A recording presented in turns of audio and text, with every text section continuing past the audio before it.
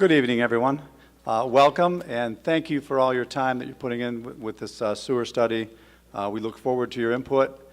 This is our second of two sessions for public outreach and public input. We look forward to hearing any of your questions later on this evening. First up, we're going to, after my introduction, we'll have the storm sewer portion of the presentation performed, and then sanitary, and then after that will be the time for you to come up, or we'll have microphones that we can bring to you so that you can voice your concerns, ask questions of our consultants, basically try to fulfill some of the issues and concerns that you have. So our team, after the 2017 rain event, flooding event, the city hired a joint venture of consultants, OHM and HRC, both with pretty robust histories of storm and sanitary. And our team that worked on this sanitary sewer study since last October is comprised of folks from the city. Most of the people on this list that you'll see are here this evening, from engineering, utilities, and our communications folks. And with us also are Hubbell Roth Clark, Keith McCormick, and Tom Maxwell, who will be presenting the sanitary portion. And from OHM Advisors, we have Greg Kaczynski and Craig Scripsma, and I always mess up his name. And that comprises our team that helped put this together for you. Now, work performed up to this date since October.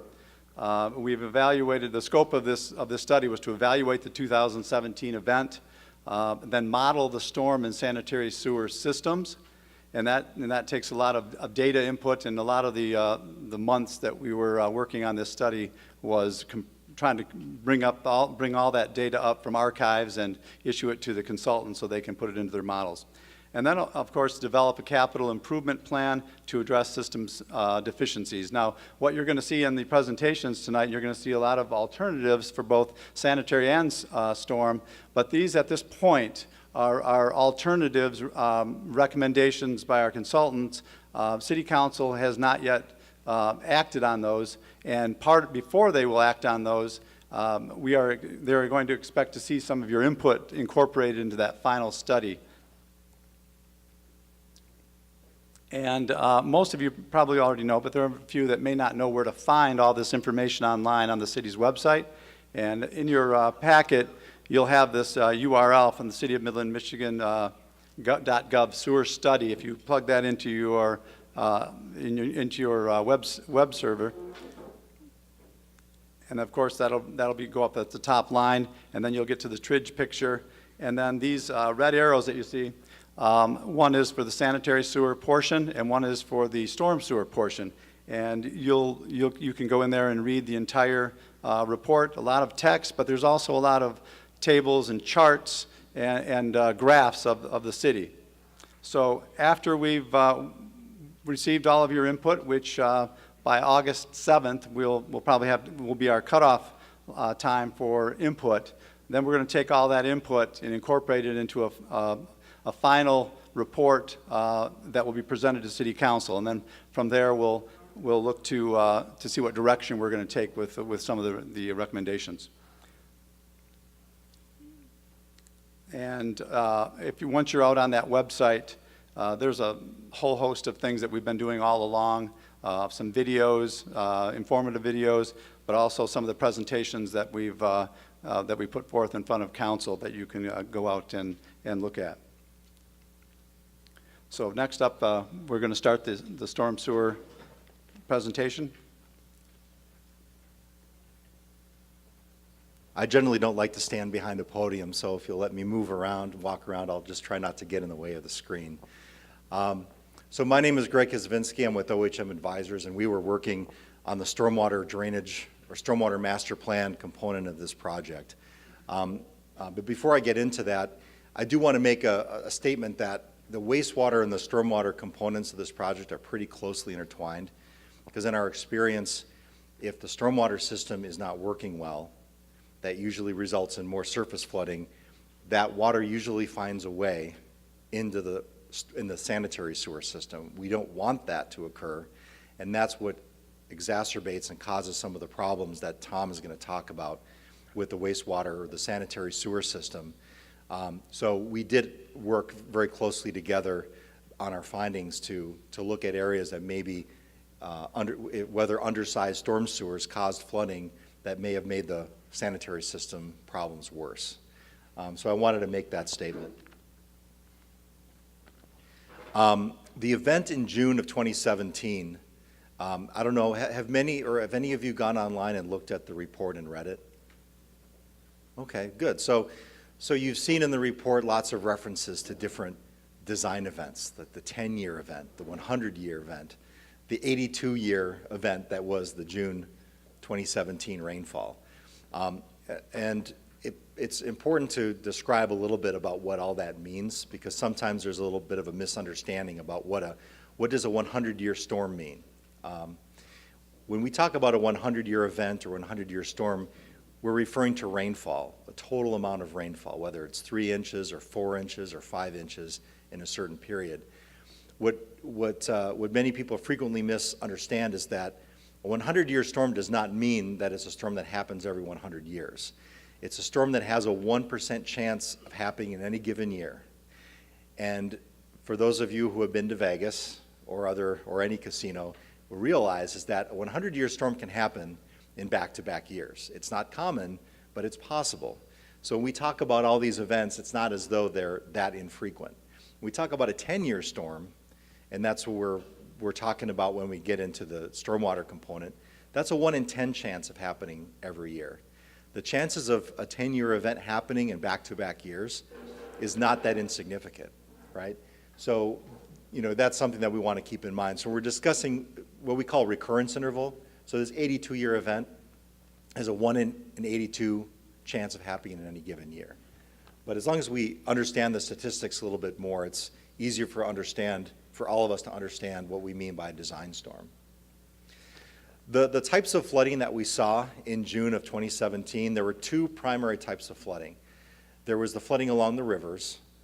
I'm going to say primarily along the Tittabawassee, which was out of the city's control. That's the amount of rainfall that occurred over a very large watershed upstream of the city. There was flooding along the Sturgeon Creek that was partially due to the Tittabawassee, but also due to some blockages along culverts and bridges along the Sturgeon Creek. And that impacted properties directly adjacent to those rivers or creeks and in close proximity. The other type of flooding that occurred, and that's what's pictured here along Joe Mann Boulevard up by the mall on the north side of town. This is the sort of flooding that occurred because of undersized or blocked storm sewers. So this flooding here had nothing to do with the water levels in the Sturgeon Creek. The elevation of this area is about 15 feet higher than the Sturgeon Creek, the highest water elevation in the Sturgeon Creek. So this was a result of a storm sewer system that was either partially blocked or undersized. And so those are the 2 types of stormwater issues that we're dealing with. When we're talking about proposed improvements, a lot of those improvements we're talking about are what the city can control, and that is the size of the storm sewer pipes to make sure that this sort of thing doesn't happen in the future. This may be kind of hard to see from where you're at, but this is a map of the drainage-related complaints that were received after the June 2017 event. And you can see here, I'll use the laser to point. These areas on the west side of town, a lot of them were along and near the Sturgeon Creek. And then you have portions of town here. A lot of these areas northeast of Wheeler and Eastman, a lot of those were due to undersized storm sewers, but not necessarily, didn't have anything to do with the water levels in the Tittabawassee. These areas here are generally higher. These are lower in elevation. These are a lot closer to the floodplain elevation of the Tittabawassee and Sturgeon. So a lot of the flooding for stormwater that would occur over on the west side of town would be more likely due to the rivers rising and getting out of their banks. The types of flooding that you'd see up on the north side of town and in these areas up here where you're a little bit higher in elevation, that's more likely due to undersized storm sewers. So this kind of paints a picture of where the City of Midland is relative to the watersheds that drain into it. So you've got the Chippewa watershed, you've got the Tittabawassee watershed, and you have the City of Midland right here. So all the rainfall that occurred way outside the city in all these counties over that 7-day period in June worked its way to Midland. This is what the city basically really doesn't have any control over, all that flow getting to the city, right? 7 inches in 7 days, that's the 82-year storm we were talking about, which overwhelmed the Tittabawassee. We wanted to show this to you just to show the kind of the scale of the issue and where all that water is coming from. And the City of Midland is a pretty small portion of those watersheds.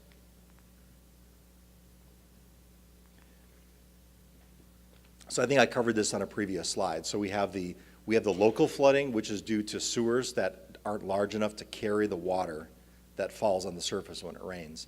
And then you have the backing up of the rivers. The Tittabawassee, which is due to the high flows coming in from that large watershed to the west and northwest. And on the Sturgeon, it was a combination of the Tittabawassee backing up, and based on reports we got and videos we got from the state police from after the flooding, is there were some partial blockages that caused that water surface along the Sturgeon to back up as well. What I mentioned earlier is the importance of a storm sewer system that drains efficiently. We want to try to minimize the depth and duration of water over the road during and after a rainfall. And the reason that's important is that this is a picture of of a few inches of water over a manhole. Now, this is not in the City of Midland, but this is what you would see in many neighborhoods in Midland during and after a storm. That water finds its way into the sanitary sewer, and when that happens, the wastewater treatment plant gets overwhelmed, and then you could potentially have sanitary sewer overflows, which you're basically dumping raw sewage into the rivers, and that's what we want to avoid. So when we talk about level of service for the stormwater system, we're trying to minimize what you see in this picture. Most communities throughout the country, and this isn't a universal standard, but it's probably the most common standard for stormwater, is to design for a 10-year event. So if you remember what I said at the beginning, that's a 1 in 10 chance of being exceeded in any given year. In the City of Midland, over a 24-hour period, I think it's about 3.5 inches of rain. The report has that value in that. But what we found in the City of Midland is a lot of the storm sewers weren't able to handle a 10-year event without flooding to and above the surface. In a lot of cases, the existing storm sewer system was able to handle about a 2-year event before the water level would get up to the surface and cause some roadway flooding. A little bit of roadway flooding is okay. In working with the city, we determined that up to 5 inches is all right, as long as it's brief. You can still drive through that, but once it gets above 5 inches, now it's hard to drive through that, right? If you have a low-riding car, you know, ambulances and fire trucks can get through it, but can regular vehicles get through it? So 5 inches is what was considered to be an acceptable amount of flooding on the surface. But we want to prioritize projects where that flooding was more significant than in other areas. And also in areas where we knew there were problems with the sanitary sewer system, we want to try to dry those areas out and basically just drain them faster after it rains. So our recommendations, we developed a capital improvement program which consisted of two levels or 2 priority levels for the city. And the projects in the capital improvement program relate primarily to culvert replacements and storm sewer replacements. In those cases, putting larger culverts or pipes in to pass those flows and get them downstream. Recognizing that opening up the throat can increase peak flows because you make it a sewer bigger, you're gonna push more water downstream faster. We also recommended stormwater storage, which are commonly known as detention ponds, where you allow the stormwater to flow out into an open area and temporarily flood a grassed area. We're recommending those as well because we want to try to manage those peak flows. We don't want them to go up very much. We'd like to keep them as close as they are to existing, but then control the flooding to, you know, engineered areas where we can flood and it's okay. We don't want to flood the streets. We'd rather flood detention ponds and use those ponds to store that water. This is a map that was in the report. We actually have a foam core board in the back if you want to see these priority 1 and 2 projects. You want to see where your home or business is relative to that. But you can see in the priority 1 projects here, we have some projects in and around the Sturgeon Creek area. We have some projects in and around the Snake Creek area, which is right through here, and some areas further east. Some, a little bit further east of downtown, and some areas over in the down near the Chippewa and on the north side of the Tittabawassee. These priority 1 areas are basically areas that we found the existing sewer system would result in the most severe flooding for a design event, the 10-year event, keep in mind. One thing I want to mention too, what we consider the 10-year event is a lot different than the June 2017 event. The June 2017 event was 7 days of rain. Well, it rained over 7 days, but it wasn't extremely intense. It was just a lot of rain over a long period of time. The design storm that we typically design to, and most engineers, is a shorter, more intense rainfall, where you get maybe 2+ inches in an hour. You didn't see that kind of intensity in June 2017, but that's typically what we would design a system to. So beyond the capital improvement projects that we're recommending, I want to go back to the map here. One thing that's missing from the capital improvements, and this is important because of the feedback we were getting, is along the Sturgeon Creek.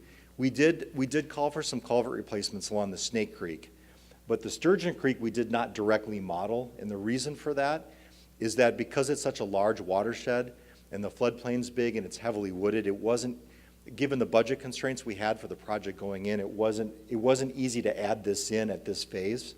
But we recognize after watching the state police helicopter videos that there are problems along the Sturgeon, and that's where we're going to be recommending additional study for phase 2 to target some of those culverts and bridges to make sure the Sturgeon is flowing well too.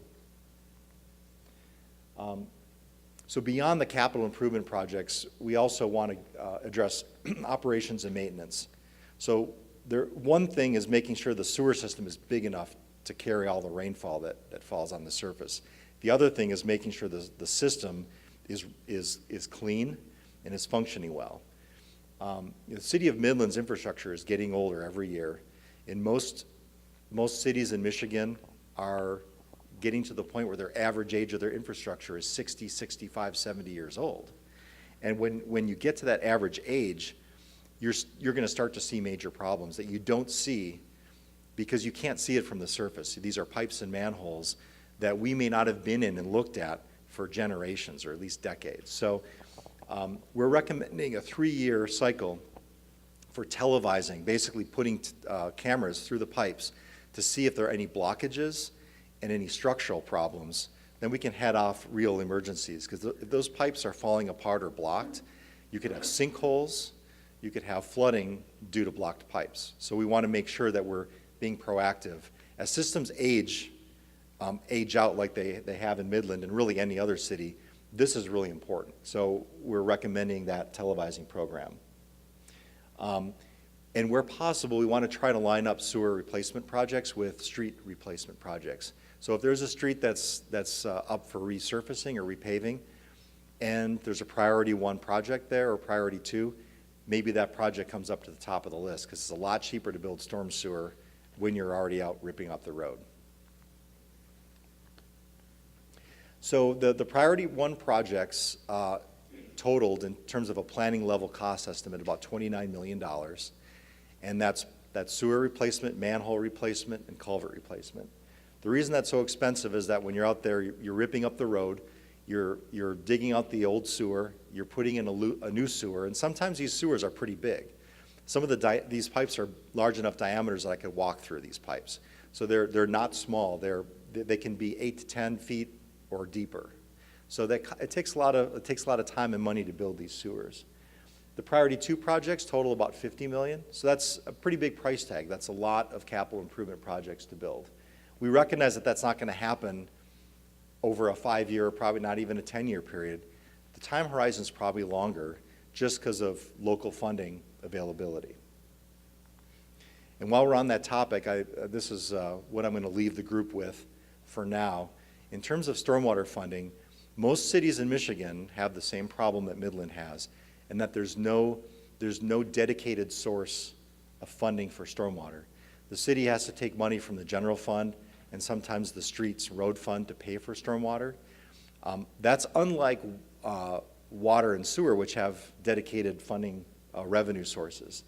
And this kind of drives the point home. If you were to cut a slice through a street and look at all the utilities under the street, you have water, sewer, gas, electric, fiber optic, storm sewer, gas. I'm not sure, I may have missed one, but every one of these pipes under the road has a user fee related to it because people place a demand on those systems, right? If you heat your home, you're using gas, right?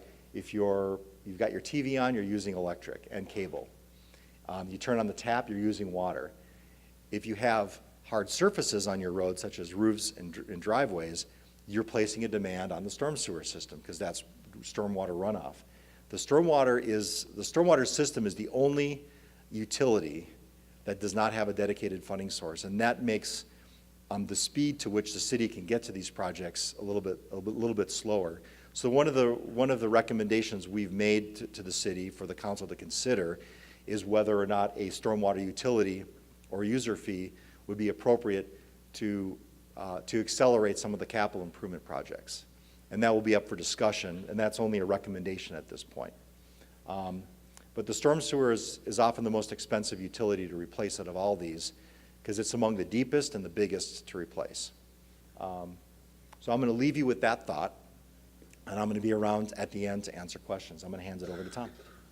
I have a question. You're putting in drainage along Waldo now? That's being done right now. Is that meeting what you would recommend? Or are we going to have to dig that back up? Does anybody know? So the question was on Waldo, the road replacement project, whether the sewer was sized. Ashman to Wheeler, that whole section, they're putting in a new storm drain. Now, is that meet some recommendations that you've received, or are we going to have to dig it back up? So the Waldo project that I believe you're talking about from Ashman going north up to 10. It's underway right now. It's underway. It's under construction currently. That is replacing the water main that's there. Yeah, So I'm that's looking the at that's size that of it. that's a very large water main You to put it down now, brand new. yes, that's the water main that's going in right now. They're replacing it If you've got a to recommendation that covers that, we ought to check that before it's finished. so it's replacing the water main It's- so it's not the storm sewer and it's not the sanitary. It's the water main that's feeding that area to the New, north. And these recommendations. Drains, storm drain, and they've got the new pipe, they're putting it all in. And that's the water main that's going in right now. Yeah, I Yep. want to know if your recommendation would fit that, So they're size of it. so there are two different utilities. So he was talking about stormwater utilities, and the pipe that's going in right now is You can check this out later, but okay. please do so. Okay. All right. Thank you. Okay.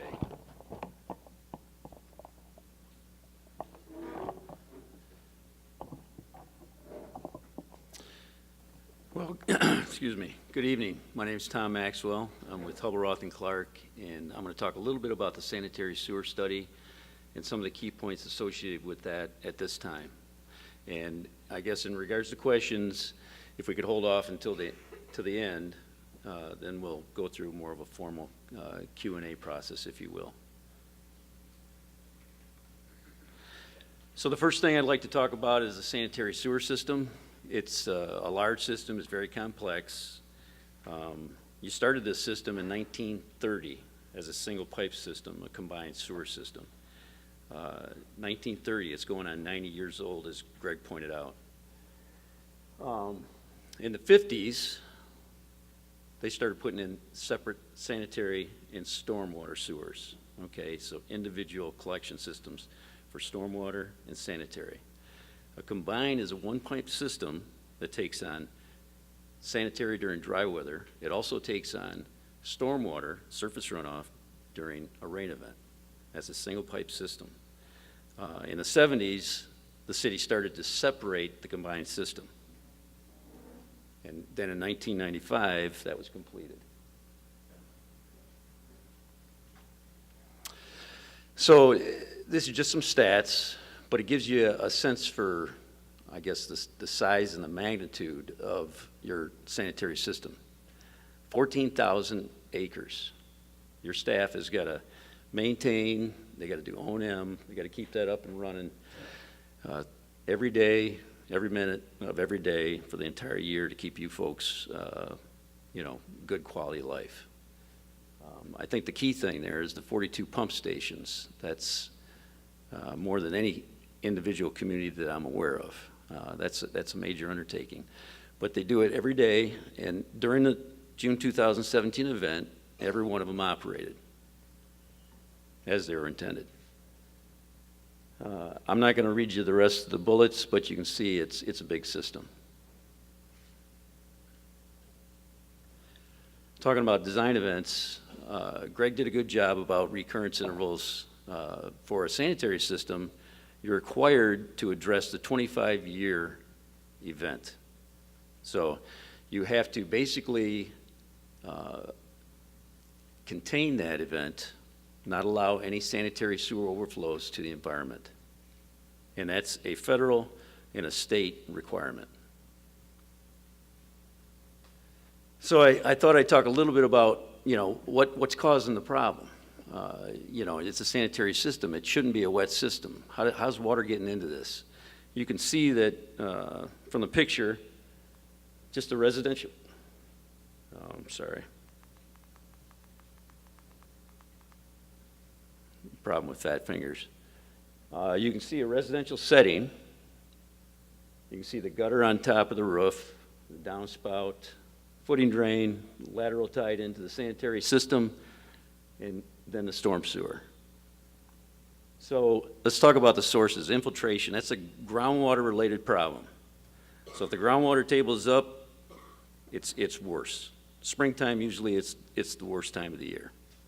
And it consists of various sources that can get into your laterals through broken pipe, faulty connections, cracked pipes, roots from trees, etc. And again, that picture right there is just to show you that it's related to the groundwater table. Right here. Now, inflow sources are related to surface runoff. You basically see that right away in your system. And it's probably the biggest source and the biggest problem that you have. It's due to roof drain connections. I don't know, maybe I should. I'm probably fading in and out on you. Footing drain connections, and that's one of the biggest problems in the City of Midland. You've got over 9,100 of these footing drains that are directly connected into your sanitary. Then there's other sources, uncapped cleanouts. And this is a big problem when you have them, and being that you had a combined system, this is very likely a possibility, a cross connection between the sanitary and the storm system, because you had a one pipe system that was converted to a sanitary in a storm.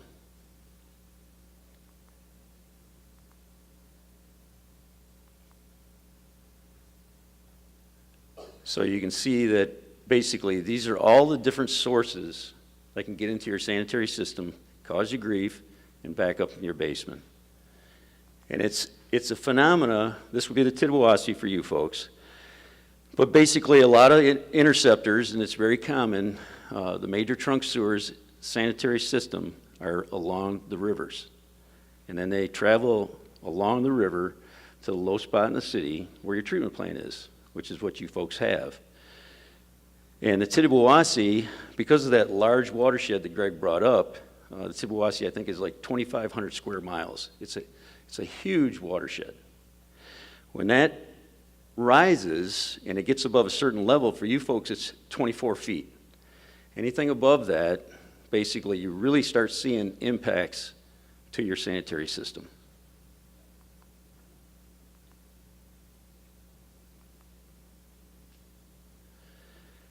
Now, I highlighted these elements because these are the ones that you folks have control over on your private residence. Basically, roof drain connections. If you have your roof drains directly tied into your footing drains, that's a huge problem. And I'll show you a picture of just what I mean by that in a second. If you have an uncapped cleanout, so water can flow across your yard, get into that uncapped cleanout, get into your lateral, and then out to the sanitary sewer. But those are just a few items that can cause grief to your system. So this is just an 1,800 square foot home. It's pretty typical for what you have in Midland. And it's on the back side of the house. It's servicing about 700 square feet. There's 3 downspouts on the back and 3 on the front. And you can see that was a relatively intense event, but you can also see the volume and the rate of flow that's coming out of the downspout. Now, think about that. When you have some of those directly connected to your footing drains that are tied in your sanitary system, and then even if you don't, if it's discharging right out around the perimeter of your house, in that excavation of the basement, I've got a picture of that basically that water will still get into your footing drains. So let's talk a little bit about solutions. In order to address RDII, what does that mean? Rainfall dependent infiltration inflow. And most of the time we just say infiltration inflow, but it's rainfall dependent. So to do that, typically we do a footing drain disconnection program. That's one way of addressing that. Another would be I&I removal in the form of floodproofing, for instance, manholes, pump stations, things of that nature that are in that watershed along the river, along channels and whatnot in the floodplain. Improve conveyance. So in conveyance, what we mean is essentially increasing the hydraulic capacity of the sewer. What happens a lot of times is that peak wet weather comes into your system and your system can't handle that flow.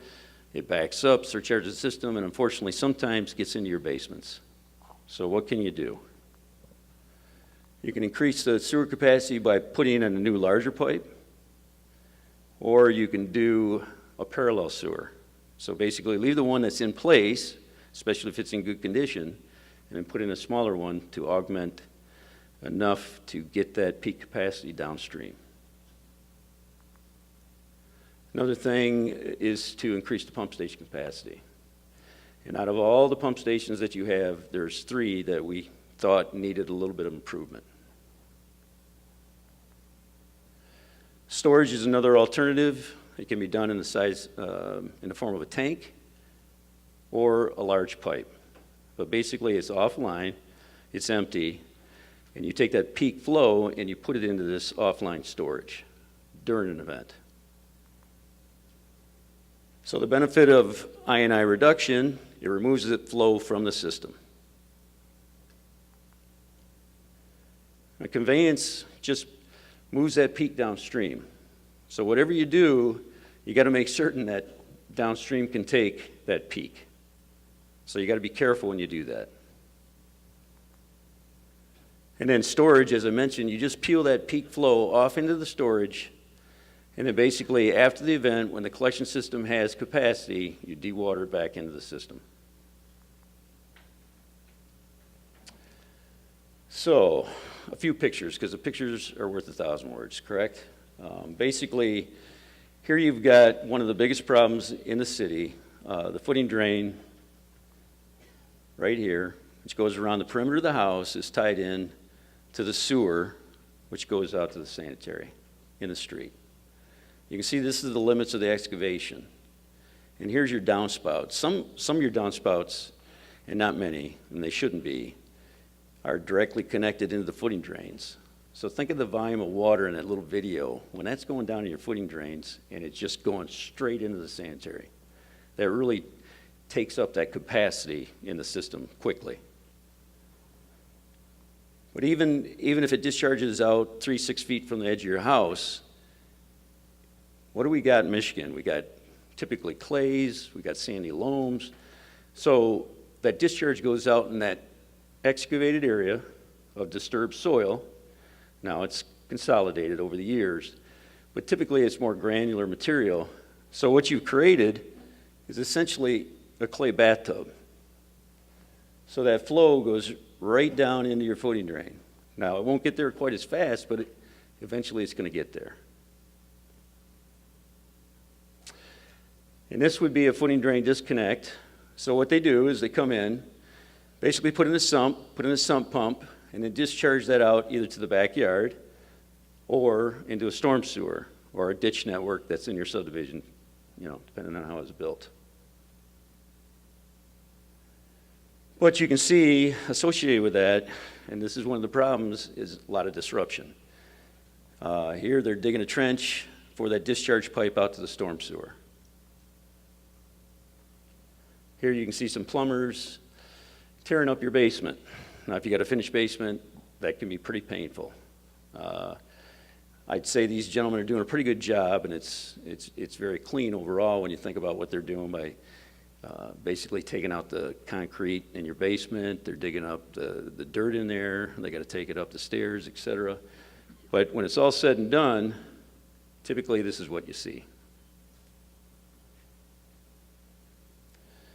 So it's important to note that basically, and this was allowed up until 1987 in the city, footing drains were directly connected or allowed to be directly connected into the sanitary. But after that, this sump pump arrangement is basically how the rest of the homes were configured since 1987. So here you can see where there's a manhole. They rose the chimney up out of the ground. This is probably in a floodplain. So that basically they got it above the floodplain to eliminate the water getting into the manhole cover. So flood proofing.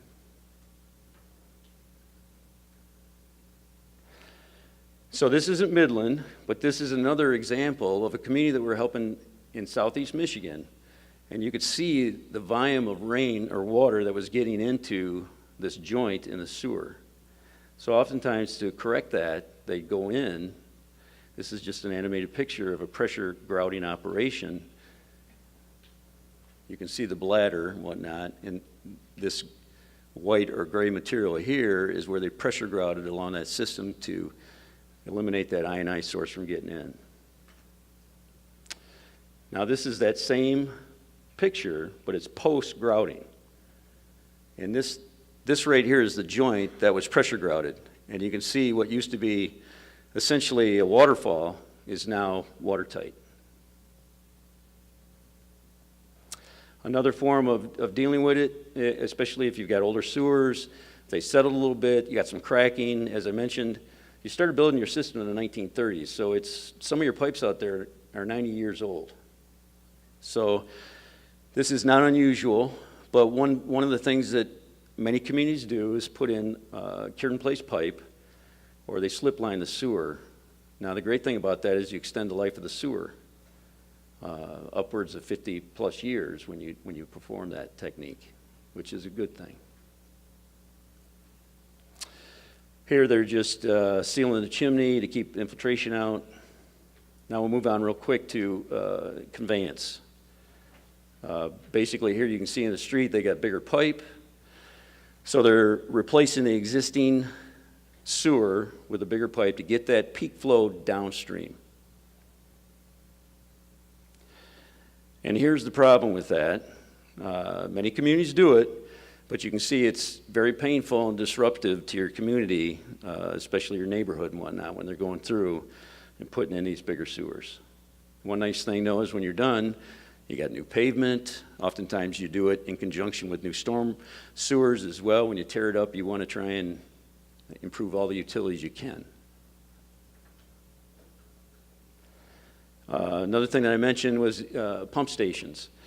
This is actually one of your pump stations. It's the Moreland pump station. And basically, sometimes contractors can go in, replace a pump, you don't even know they're there.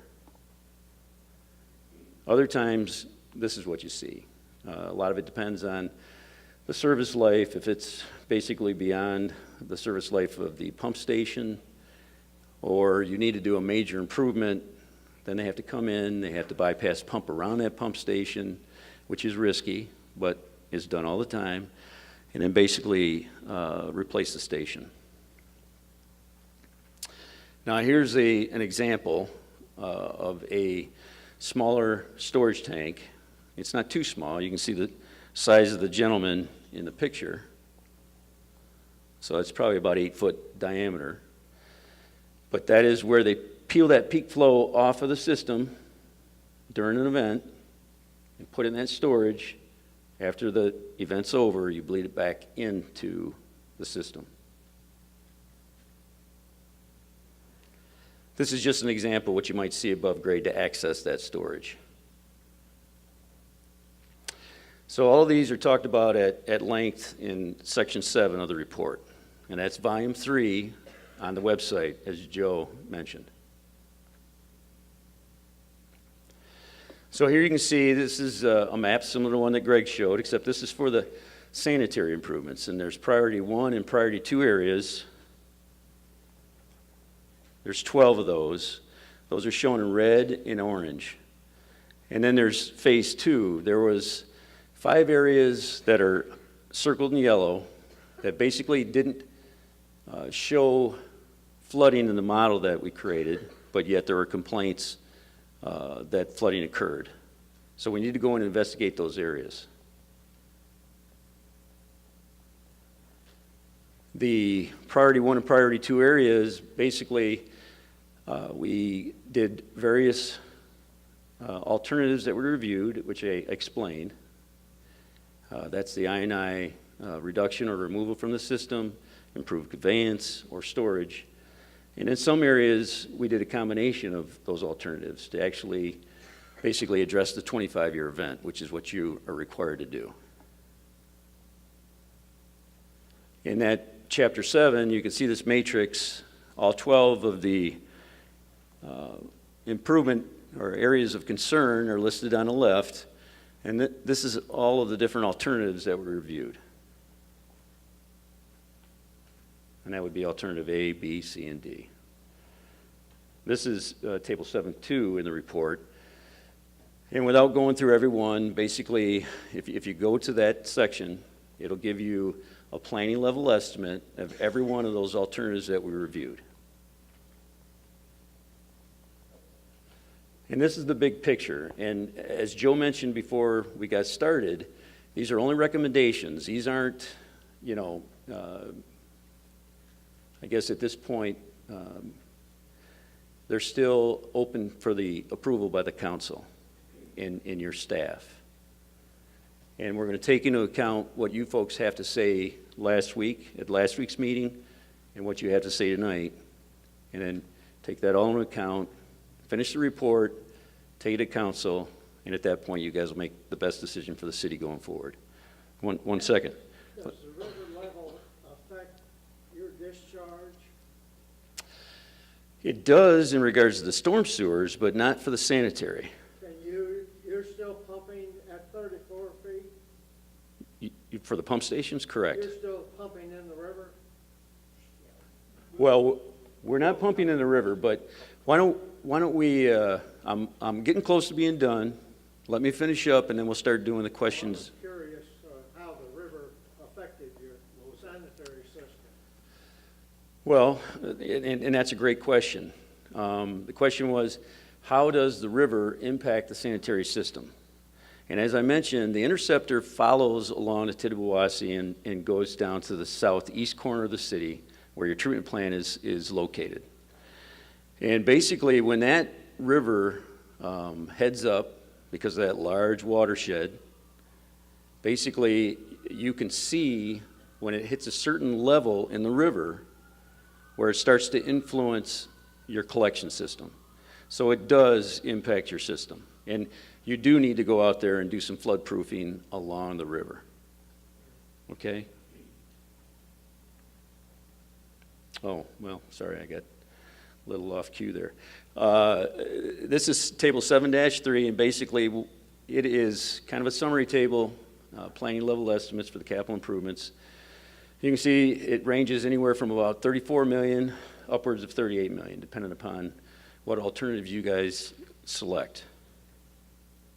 So what does that mean? We created this table just to kind of give you a feel what the increase that your average residential user would see. Remember, that's an increase to your current bill.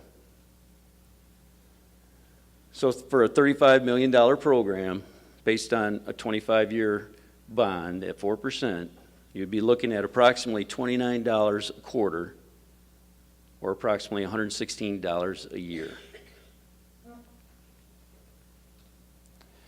So another easy way to look at it, for every $5 million in improvements, it would be about $4 a quarter additional money to do that improvement.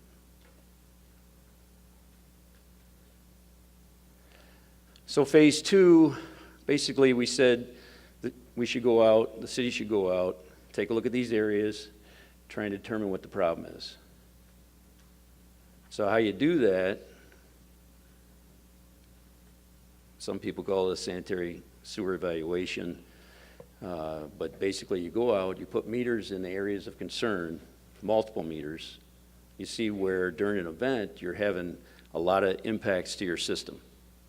And once you know where those areas of concern are getting these elevated flows into the system, you go in and investigate. You can go in, televise the sewer, you go in a smoke test, you dye test, and basically figure out where the problem is. Once you understand the problem, then you can go in and do an improvement, whether you do sewer lining, whether you do some kind of improved conveyance, seal up the manhole, chimneys, etc. Do an improvement, get that flow out of the system. So some of the benefits of going into the system and doing this review up along the river, these phase 2 areas, and I know that the city's starting to do that now, basically for the priority 1 and priority 2 areas as well. You're going to reveal possible other areas that you weren't aware of. You might find that illicit connection between the storm and the sanitary. So that's an easy fix typically, because you can go in and bulkhead that connection. You might have some bulkheads from the separation in the past that are faulty now, that when you go in, I mean, remember, this happened back starting in the 50s, right? So we're talking 60, 70 years ago, you folks started separating these sewers. We're going to collect additional data, and with that additional data, you can confirm the sizing that we took into account now with the data that we had, and we can also improve the model.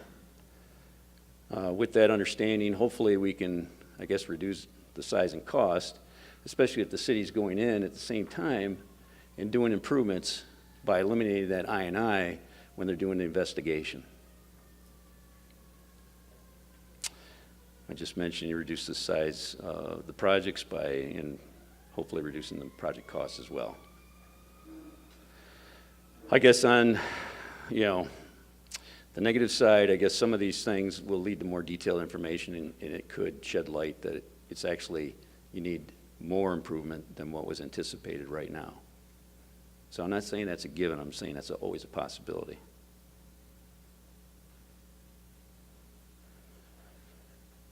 So the thought right now is over the next 3 to 4 years, and as I mentioned, the city has already started some of these activities, and they're going to bolster this program up to do the evaluation for the phase 2, the priority 1 and priority 2 areas. Once that's done, then you can go in and refine the capital improvements of those major construction projects that I showed you a little bit ago, and then make certain that they're the right size and proceed with that program. I think it's always good to make certain that you evaluate it right now, make certain that when you go into a program that's going to cost you upwards of $35 million, you're certain that that's what you need, because you don't want to do it again. These yellow highlighted areas are some of the things that the city's doing right now. So a final note, and I think Greg did a great job about this. Basically, the design events for a storm is a 10-year event. It has a 10% chance of it happening in any given year. For the sanitary sewer, it's a 25-year event. You have a 4% chance of that happening in any given year. And naturally, the June 2017 storm event was an 82-year event, which essentially has a 1.2% chance of happening in any given year. So you develop the systems, for these design events. The 25 years required by federal and state law, but just wanted to say that you can always have a larger event. So Mother Nature is not always works the way we want her to.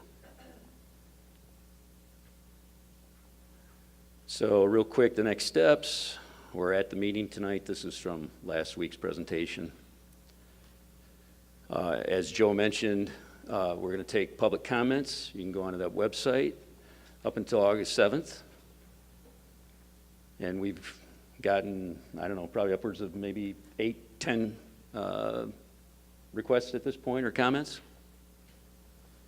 Then we're going to finalize with that input, the report. It's going to be late August, early September. Take it to council for approval. In the meantime, I know the city's starting to get this together and start these investigations. And then during that time frame, that 3.5, 4-year period, they're going to basically do the I&I removal after they do the investigation and understand what the problems are. They'll do the refinements to the model and then do refinements to the major construction projects that were anticipated at this point, and then go forward with the major capital improvements. So with that, I'll turn it over to Joe. We're having internet connectivity issues. I don't know if the video will work. Okay. We're going to show a video, kind of shows how the City of Midland residents come together in an event like we had last June. It was a kind of a compilation of that coming together. Hopefully it'll be able to play.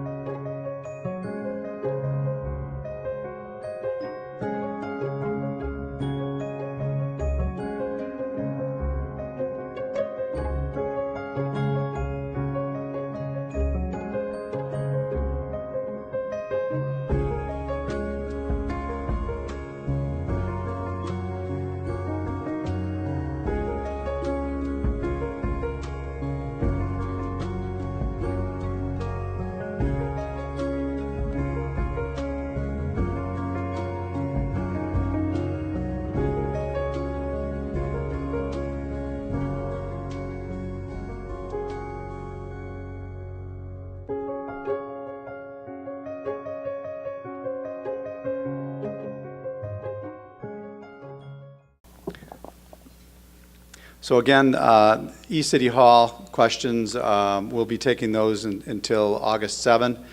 You can see that the directions on how to get to that survey. It starts off with the bit.ly. We've been receiving those questions all along. If you don't have a chance this evening when we're doing the Q&A, you don't have your thoughts right yet today, up until August 7th, you can respond, and we will make sure that that gets documented, and where appropriate, we'll incorporate that into the final draft. So I think what we're going to do, we have a pretty good format where we have some lanes that we can bring the microphone to you. So this segment of tonight's activities is for the Q&A. So anything regarding the sanitary or storm, anything you see in the study that you have questions over, but if you can, state your name and address and indicate whether the question is sanitary or storm or both, and then state your question, and then either Tom will take care of the sanitary, and Mr. Kaczynski will take care of the storm. So first question, who wants to be the first one? Don McLean, 609 Sylvan Lane. I'm not certain if it's storm or sanitary, but currently, as the system is today, are we ready for, I didn't quite understand, a 50-year flood, 100-year flood?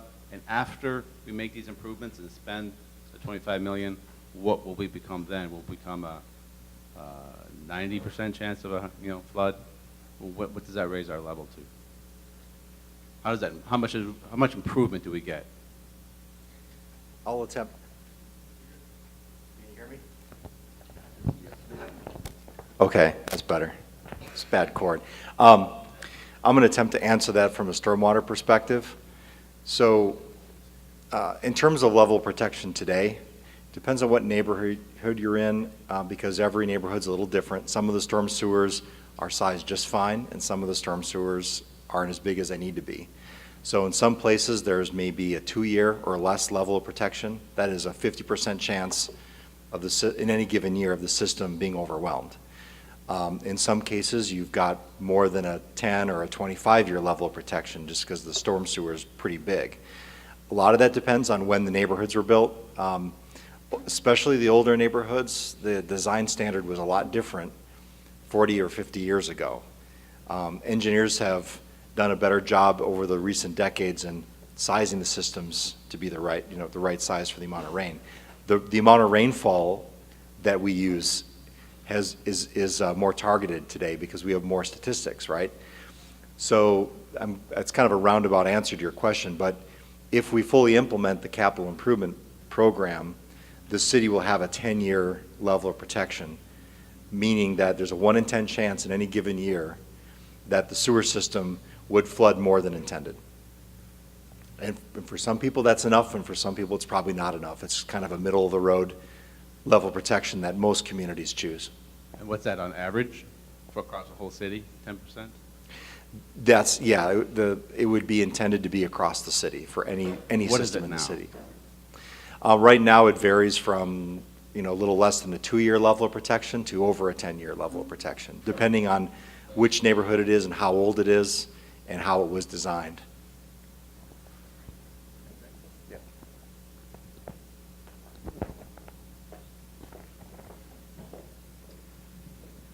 If we pull all of this stuff, rainwater and so forth, out of the sewer, we still need to expand the sewer system? Okay. If you do these improvements, you will be able to meet that 25-year design event. And a lot of it depends on which improvement you do. Well, If you do the footing drain disconnect, you'll remove that flow from the system, yeah. right? Well, I forgot to introduce myself. I'm Greg Gordon, and I've been through the 3 floods that you talked about and so forth. 2 things occurred to me. Talking too loud or not loud enough? Yeah, that's good. That's better. Talk too loud, sorry. I would think, when we had the first one, the 58, 85, 86, the bridge on M20 was acting as an orifice plate, holding back all this water.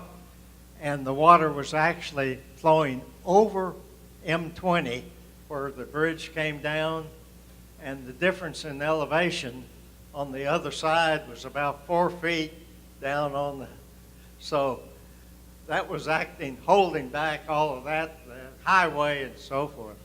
But, and unfortunately, we should have, they made everybody building houses after that put in sump pumps. But the houses, but my house actually had the, we were connected to the sanitary sewer. And so I wondered if we took all this stuff out of there, we still need the sewers out here in large. And everything I look at is out here. Does the main thing down there, is that big enough to handle all of the increase? Or are we going to have to enlarge that too? You see what I'm talking about? A little bit. You, essentially, what the gentleman was saying is that if we make the improvements, and I think he's talking about a footing drain disconnection program, and get the water out of the system, are we still going to have to improve the size of the sewers, make them bigger? So the question, or the answer is that no, the areas where you do the footing drain disconnects, you're going to take that water out of the system, and you shouldn't have to do any improvements to the conveyance. Now, there is one sewer that is along Parent Road that I think we still need to look at and may need improvements. It appears to be significantly undersized, and you may still need to do that for that sewer. But other than that, I don't think there's any other sewers that you need to improve. Okay? Okay. Thank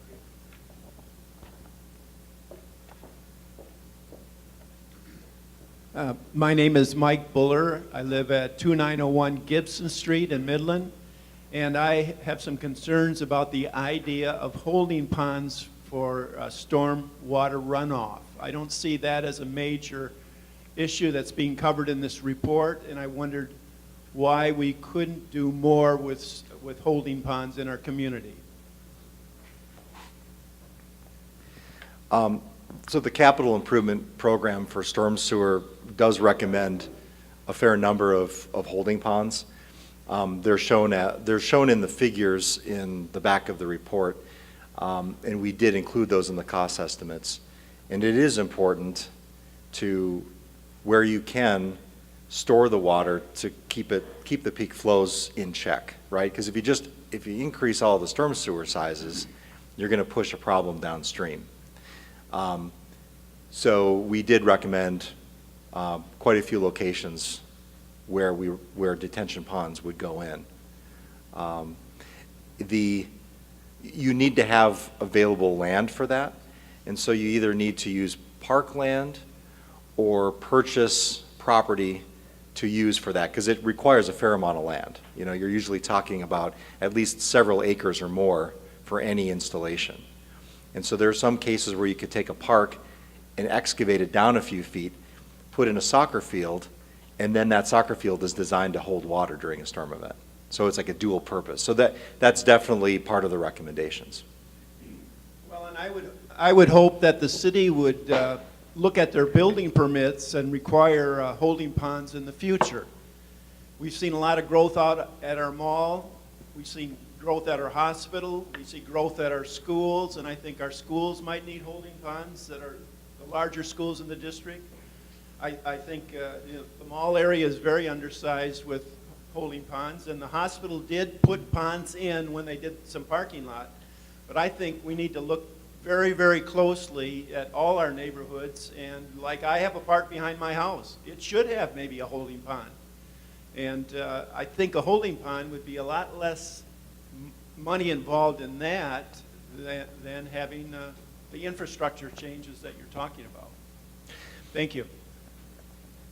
That's a good point. And speaking of that, the city does have a requirement for new development to create detention ponds to hold the water back.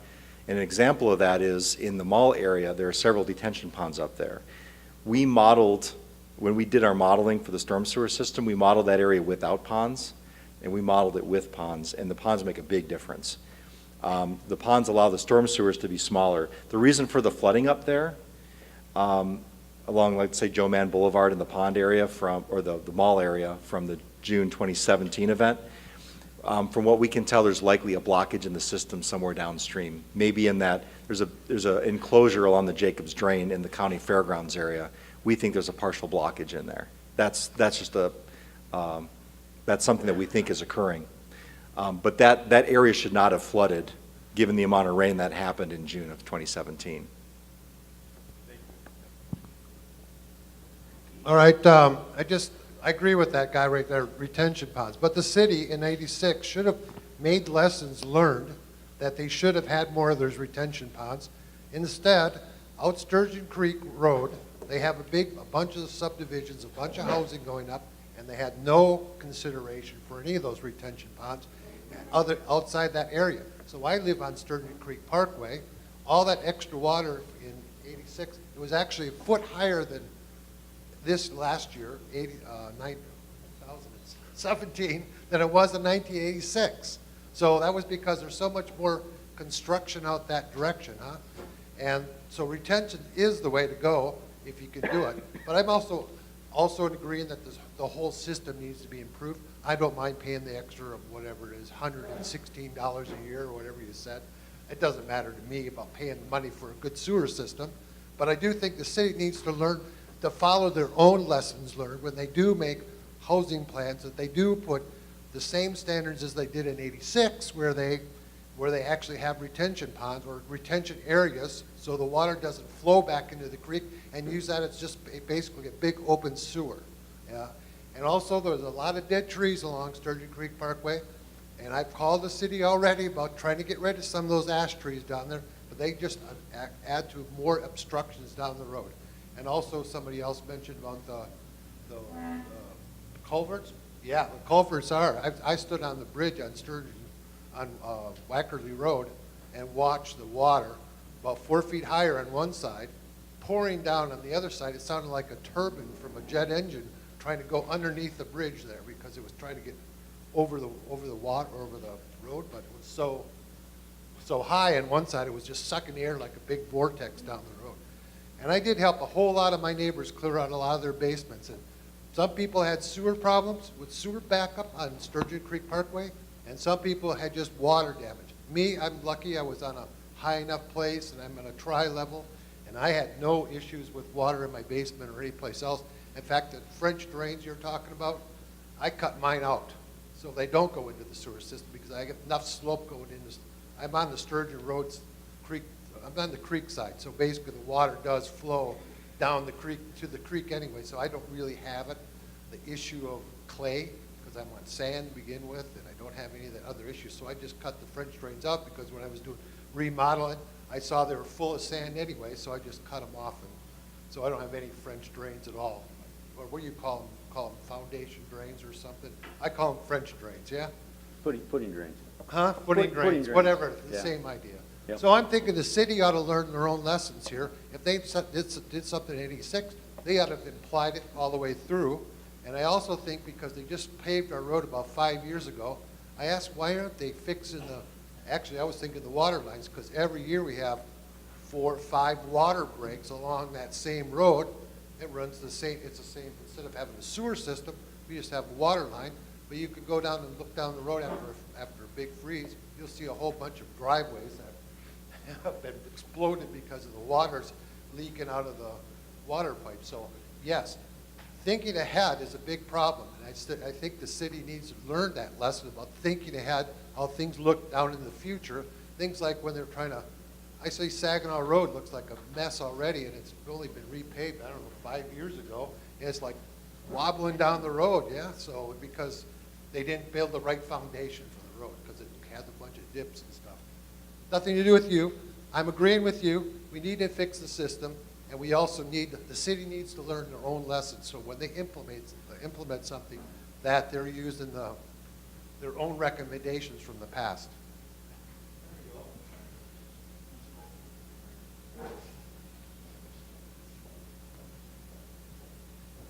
Hi, my name is Allison Wilcox. I live just down the street from this man, although I've never met you, 5202 Sturgeon Creek Parkway.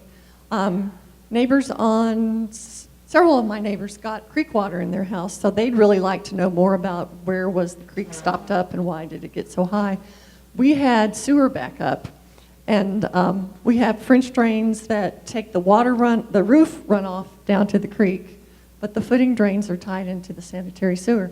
So one of the alternatives here is footing drain disconnection. So what does that mean for a person whose footing drains are connected to the sanitary sewer?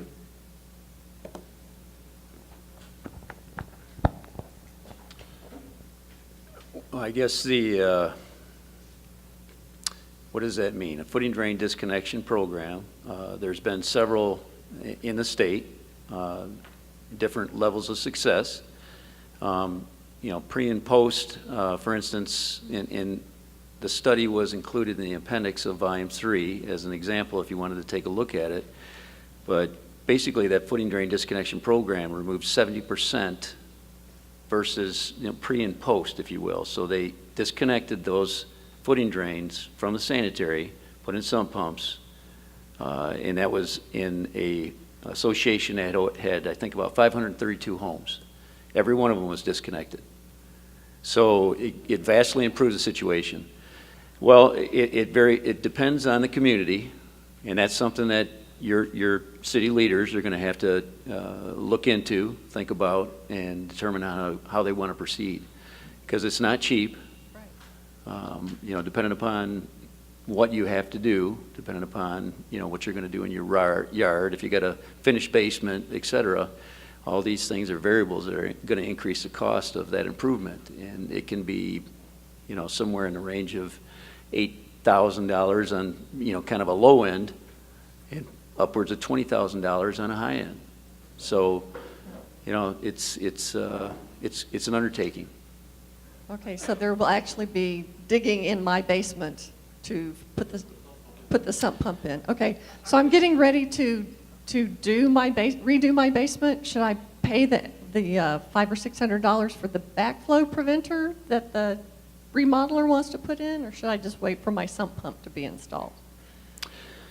Well, that's a choice that you can make, and if you recall that one picture that I showed you of the residential home and the different things that you can do and that's one of them. You can put in a backflow preventer.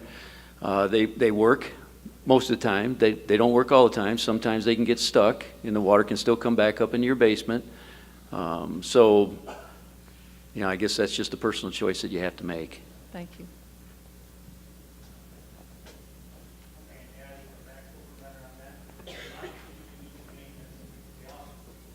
With the backflow preventer, they increase maintenance. So you install a backflow preventer and you think it just goes away. Like Tom said, they may or may not work. They often get stuck. So it's something you need to maintain and monitor and clean and make sure it does function for you in the future.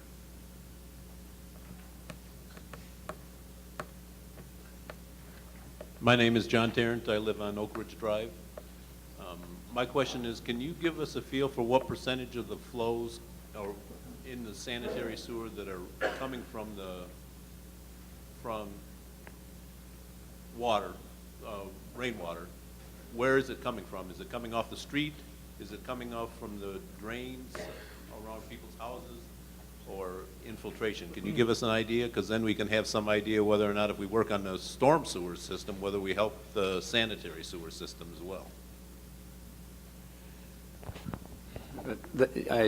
That's a tough question.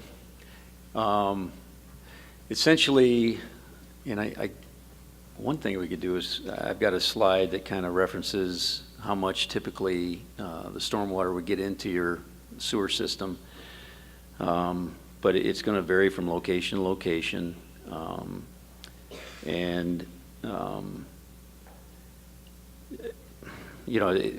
typically you see discharge from a footing drain from your house in the neighborhood of like 3 GPM or 8 gallons per minute.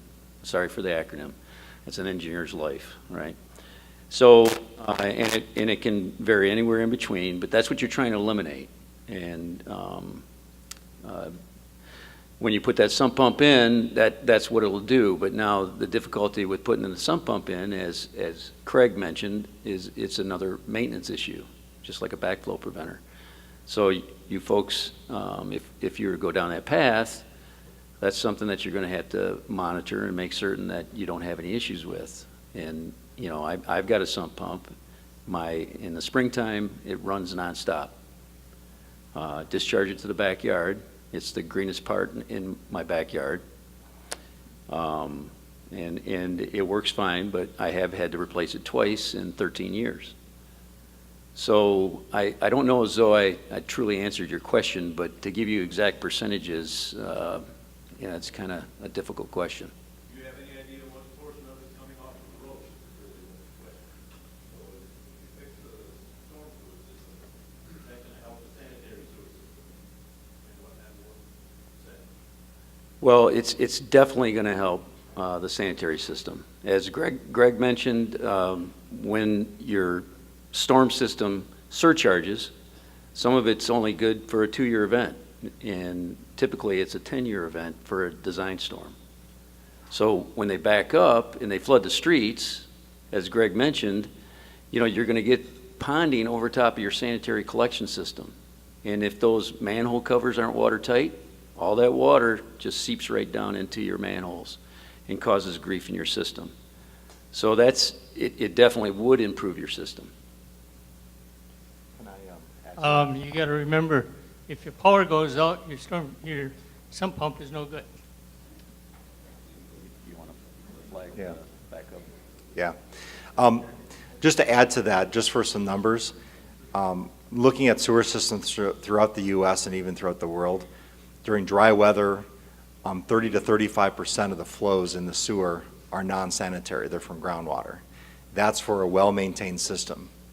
Wastewater operators would like to make that number 0, but that'll never happen. When it's during storm events, during wet weather, 60 to 90% of the flow in the sewer system is non-sanitary. It's groundwater, it's infiltration, and it's surface inflow. And so making improvements to the storm sewer is going to address a very large percentage of that, because when 60 to 90% of the flow in your wastewater system is non-sanitary flow, a good portion of that peak is from the surface. And that's why reducing flooding is really going to take a big bite out of that. And then in reference to the footing drains failing, when the power goes out, there are backup systems. You can get battery backup systems. You can also get a water-based backup system, which uses your water service to run the pump, and that takes a fair amount of water, but the cost of water is relatively small compared to a flooded basement. So those both work fairly well, and those are backup systems that are available. Do you know of a system or a way to put the sump pump outside the house? Have you seen that done at all? I can't say that I've seen that done, but you could do that. I think the biggest problem you have in the state of Michigan is freezing of the equipment. Well, that can be taken care of. So that would be the But biggest you wouldn't thing. have to destroy your basement to do it. True.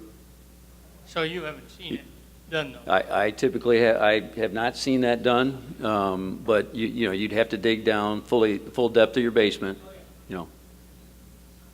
And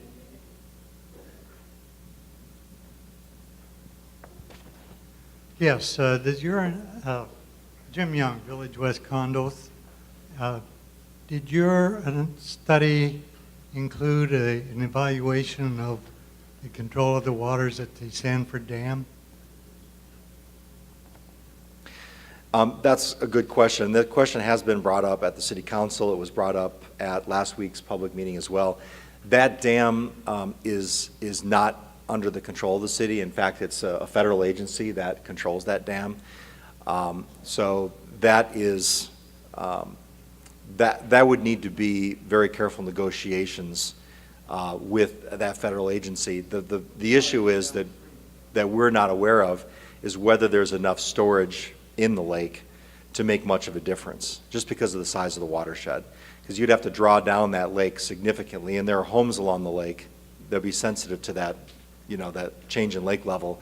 And then you'd have to time it right so it provides that storage. And we don't know whether there'll be enough storage volume to move the needle very much on how much flows there were in the Tittabawassee during a storm like the June 2017 event.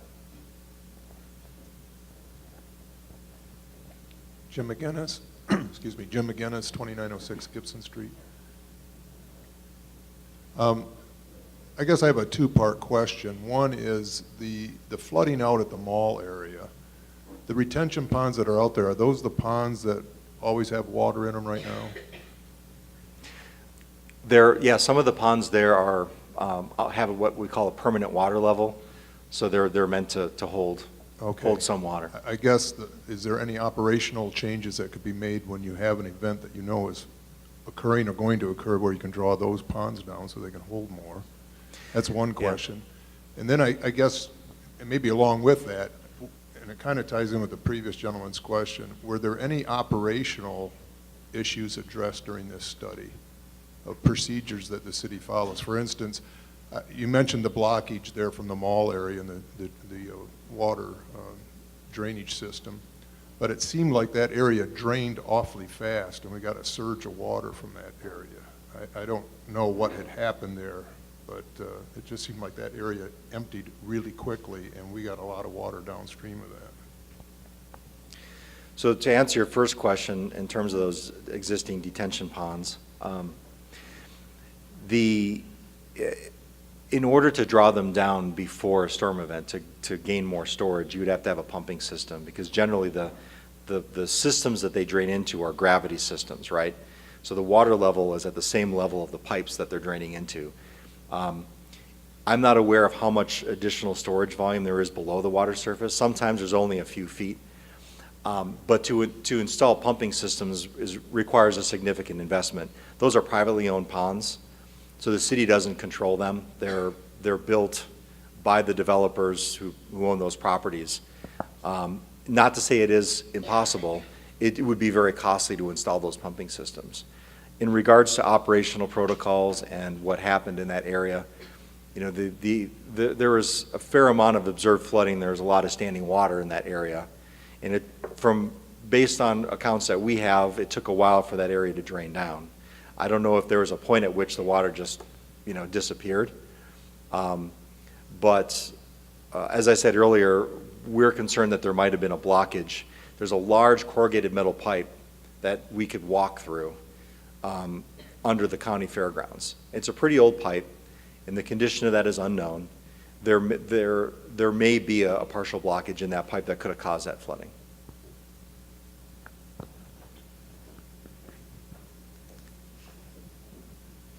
Can you hear me? Yeah, all right, I'm on. So John Rishwa, 714 West Side, St. Andrews. And I'm just trying to keep up with the logic a little bit, with the disconnecting the drainage. And I heard 3 gallons per minute, and well, that's not a significant number. It's 27,000 gallons of water a minute. What is the peak flow problem? Does anybody know that? In millions? So 27,000 in percentages, I bet it's going to be a fraction of a number. And I'm just trying to figure out the logic of taking 3 gallons per minute. And the only reason you have 3 gallons per minute is because you have free water. Free water is just going to be pumped in the yard and become free water unless it evaporates. And it ain't going to evaporate in the rain. So I'm trying to figure out the logic, putting water in motion. Put it in my neighbor's yard. I'm trying to figure that logic out. And then if I took your numbers of 8,000 times 9,100, you're assessing a $72 million bill on those homeowners. Okay. That's just simple math. I'm So- just doing a little math here and just trying to put some logic into 3 gallons per minute. If I put it in the yard, I'm going to solve a Okay. major league problem. I don't see that. Well, you threw a lot of numbers out there and a lot of questions and comments, all good ones. What I mentioned was that, typically you can see 3 to 8 gallons per minute, okay, coming from your footing drains during some of these more intense events. And footing drains are definitely a problem in your community. You've got over 9,000 homes tied in. So basically, and they're going to vary. Some are going to be 0, some are going to be 8. Maybe they average somewhere in the neighborhood of 3. With the information that we had to work with, it equated to in that zone of about 3 to 5. I know that if you looked at the total number of homes times the rate of flow from that, just from the footing drains, you're looking at approximately 60 million gallons per day. Your plant can handle up to 70 hydraulically at the wastewater treatment plant. So, there's other sources that are getting in. Now, if you took just 9,000 and multiplied it by 8,000, that's where you're getting your 72, right? 8 times 9. And I understand that math, and that makes good sense. The thing that we didn't do is just say that you're going to do a footing drain disconnect citywide. What we did look at is in the area of flooding, in these higher density areas, how do we improve it? How do we get rid of that problem?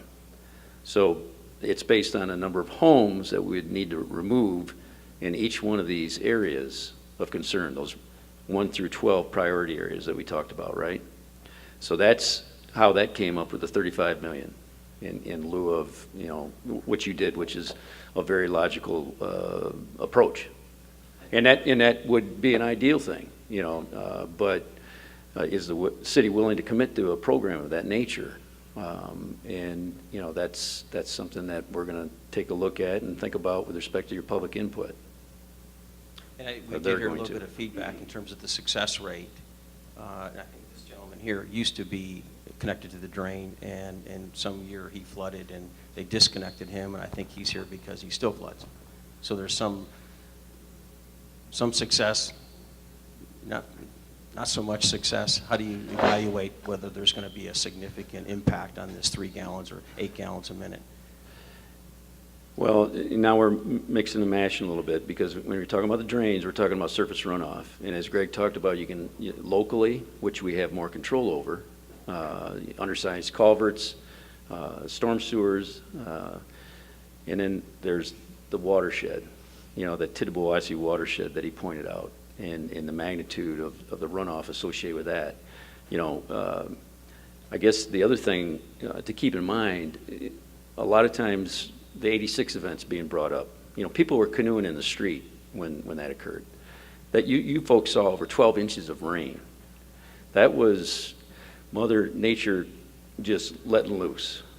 It was a tremendous event. That was the highest recorded level in the Tittabawassee that you've ever experienced. This event that June 2017 that has brought you folks here tonight, that was the second highest level recorded in the Tittabawassee. There's a USGS gauge just south of the downtown area that monitors the level in the Tittabawassee, and you can actually look at that on their site and see what's going on. So, again, I guess we didn't design a system for a 200-year event per se, and I know the 96 event was a 200-year event, a 10-year event. So all these things got to be, kept in perspective, I guess. You can design to that, but now you're talking hundreds of millions of dollars. And I can see where the word illicit being used too is interesting in that it's unlawful. So that was an interesting word that was in the slide. And then I can see not having the gutter system going into the sewer drain. That makes perfect sense to me. But when you look at the cost of $8,000 to $12,000 and everybody's going to go put a hole in their basement, perforate their basement, it just doesn't set well. And I would want to see a lot more data before I just started digging a hole in the basement to take 3 gallons to 8 gallons of water and suspending it back out in the yard. I just don't think I'd be contributing that much. Okay, I can totally understand that. It's a lot of money.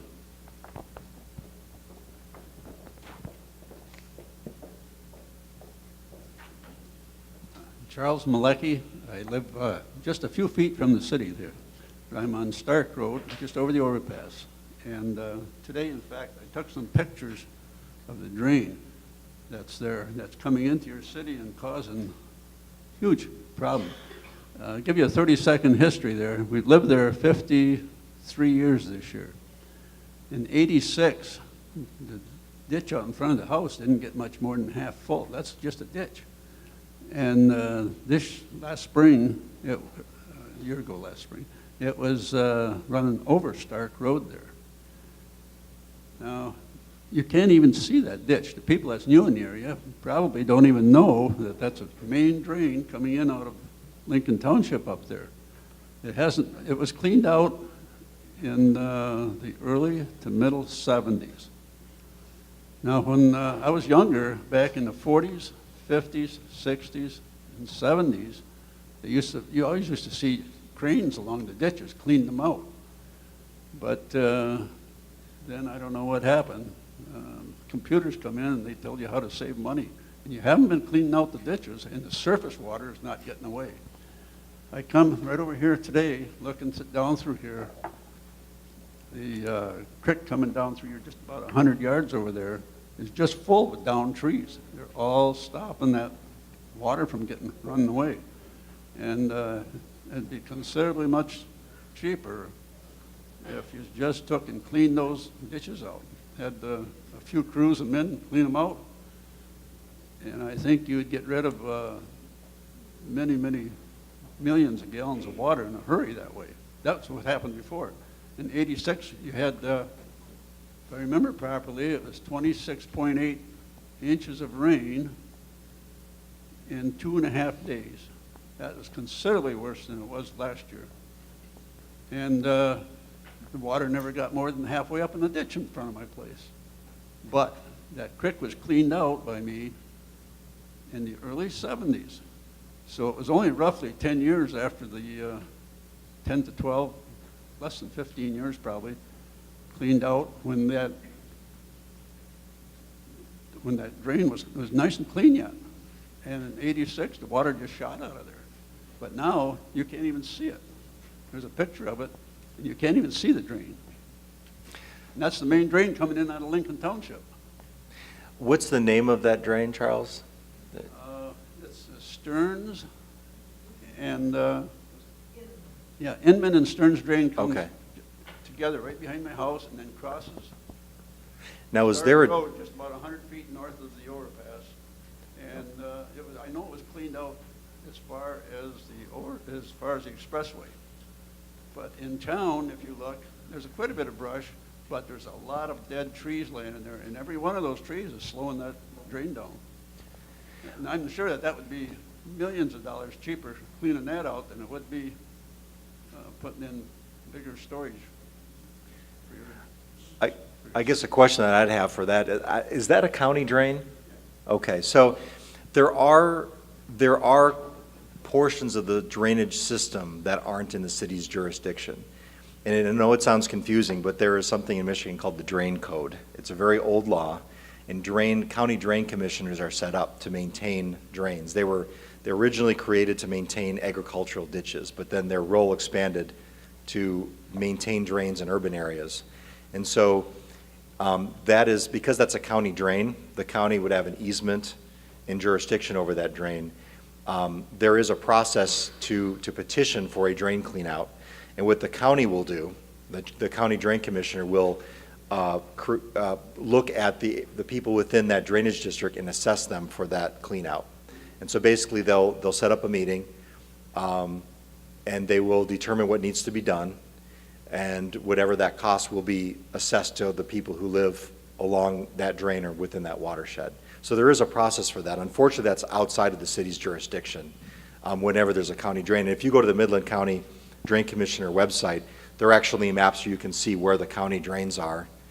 and you can then see if you're within that jurisdiction. I don't know if that helps. Yeah, as the water was coming up, I never had waterfront property until a year ago, June. Anyhow, as the water was coming up, and I called one of the township officials, and you sound almost like him. It took, and he put it off on other people. He was talking about how tough it is to get a drain cleaned out. Well, like I say, they were doing about every 20, 25 years ago, but now they just quit doing it. The drain code is a little antiquated, and it's interesting because the way that you set them up, and I'm not sure how this particular drain was set up, but the amount of money they get per year for maintenance is laughably low. And it's not enough to really do anything. I mean, like I said, the drain code is very, very old, and a lot of that language hasn't been updated in decades. And so getting a petition to get a drain clean out is really not that difficult. You just have to go through the steps to the county drain commissioner to make that happen. They can implement those improvements. The key is that the city's not paying for it. The people within the watershed are assessed for that work. That's the main difference. In the city, I would think you'd have some way to be able to clean that ditch out. You should have city crews be able to do that or something. But until you get that ditch cleaned out coming through here in the northwest corner of the city, you're going to just have waterfront property. Good evening. My name is Kathleen Bader. First, I want to thank you folks for even having this meeting. It's really important to all of us that we get a chance to meet with the consultants and that you guys hear what we have to say.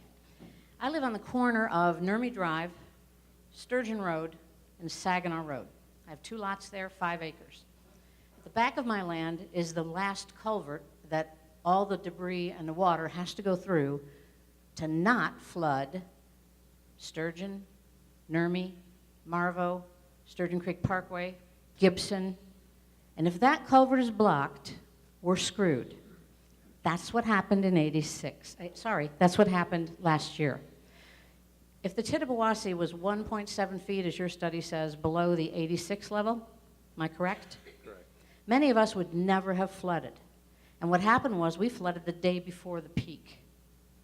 We flooded when the Tittabawassee was so low that the kid who called me when I was out in California and said, "We need to sandbag your house," I said, "You're nuts. I'm following the Tittabawassee, not a problem." He said, "Yeah, but your culvert's blocked."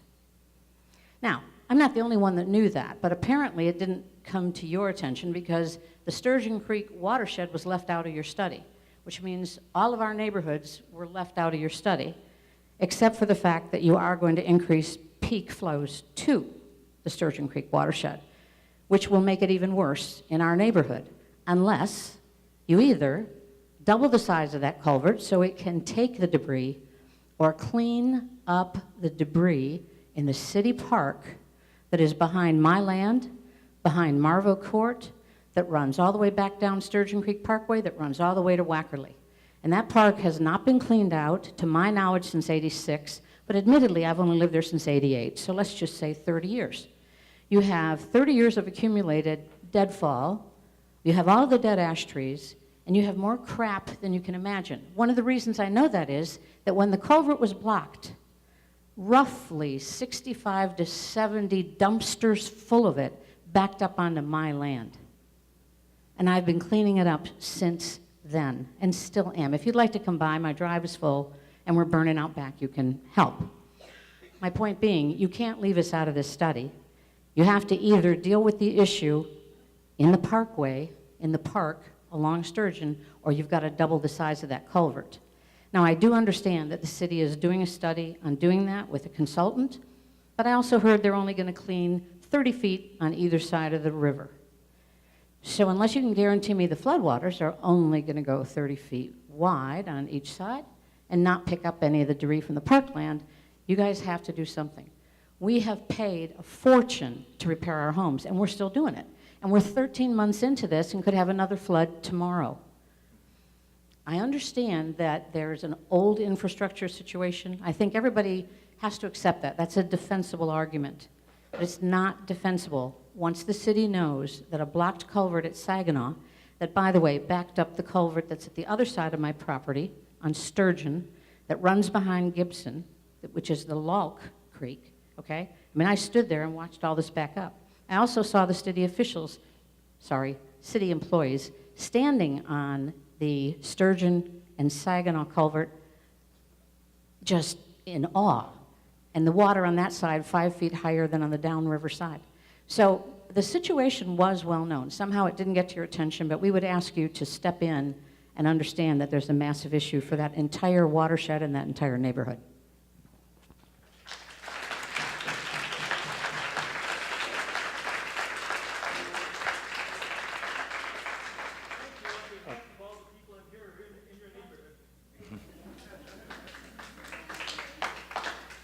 To respond to that, absolutely, you're right. The Sturgeon Creek and the hydraulic restrictions on the bridges and culverts there are definitely a concern.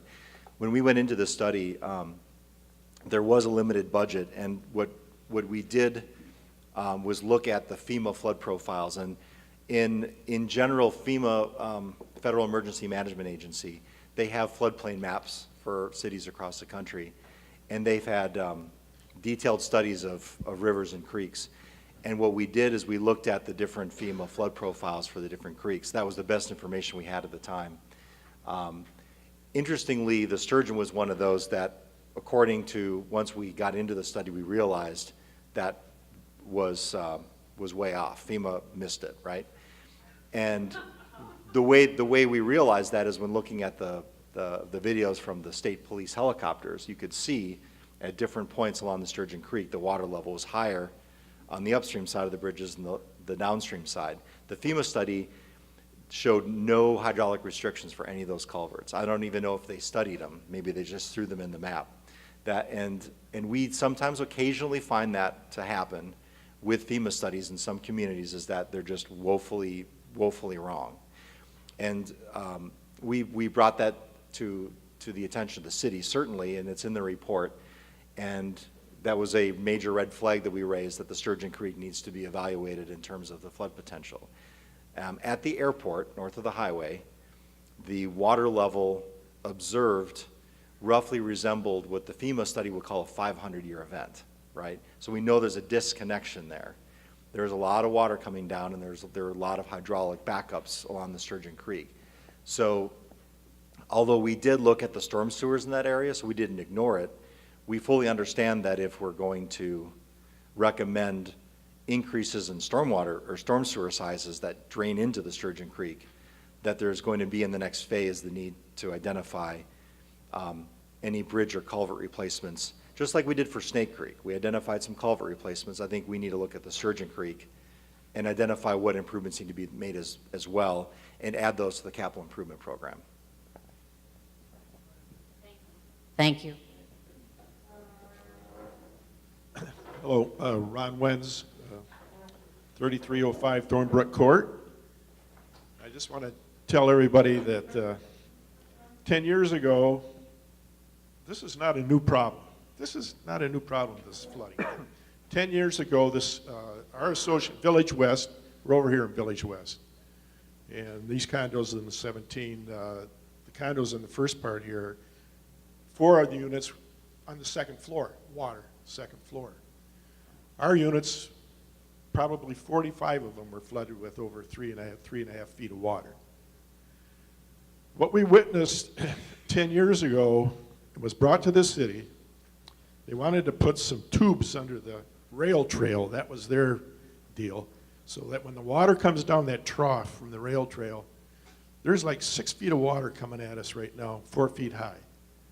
Well, of course, Northwood didn't want that because the sewer, the pipes would go over to the Northwood property. So I don't blame him, but the city said, oh no, we can't do that, we can't do that. So that's 10 years ago this has been going on. What I witnessed in 17, and the president was with me there, when we got down to where the water was coming in, it's like 6 feet wide, 3 feet deep, 4 feet deep, heading to our units like crazy. We keep asking for, can't we get a ditch built? All you have to do is take a ditch and route the water the other way and not have come to our condos and things. It's so simple to me. The build a ditch and send it out to, there's no, it's all vacant out there. You can make all kinds of ponds out there in that vacancy out there. So it's quite a problem. And so when it happens, I park my car over at Northwood, and so then when we had to walk 3 feet of water up to our waist to get to our car at Northwood. That's how bad it is. So, but it's been 10 years we've been talking about this, and nothing's happening. The city just keeps ignoring it.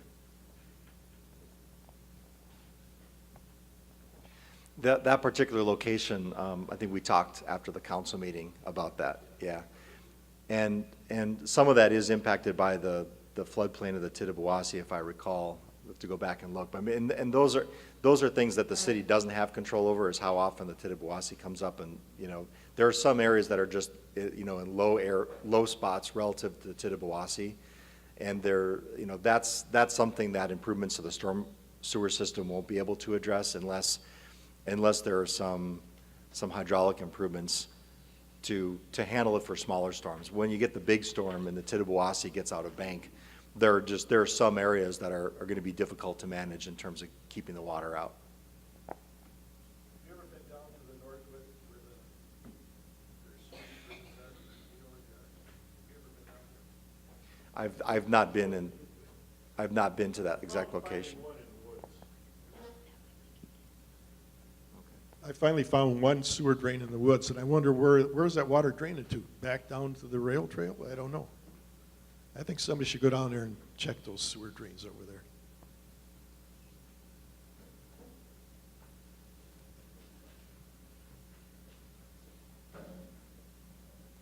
Hi, Nancy Manning. I live at 4905 Sturgeon Creek Parkway. You mentioned that the culvert on Saginaw is going to be reviewed now that you have this information. Will that review be done before the flow is increased to Sturgeon Creek? So the answer to that question would be yes.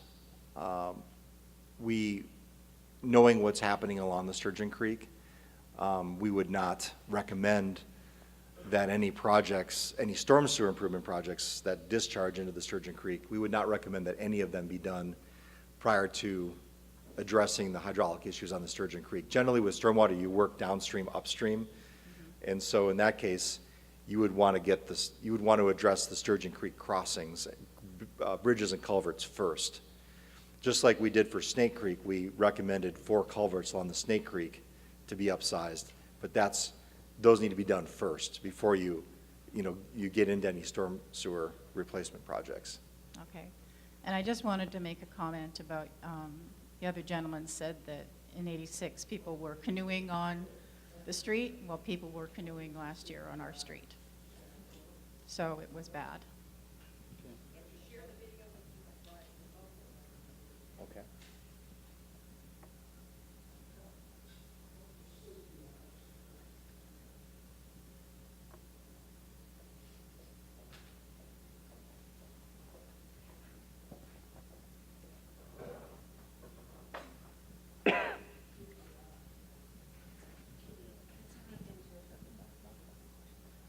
Bill Walter from 5206 Nurmi.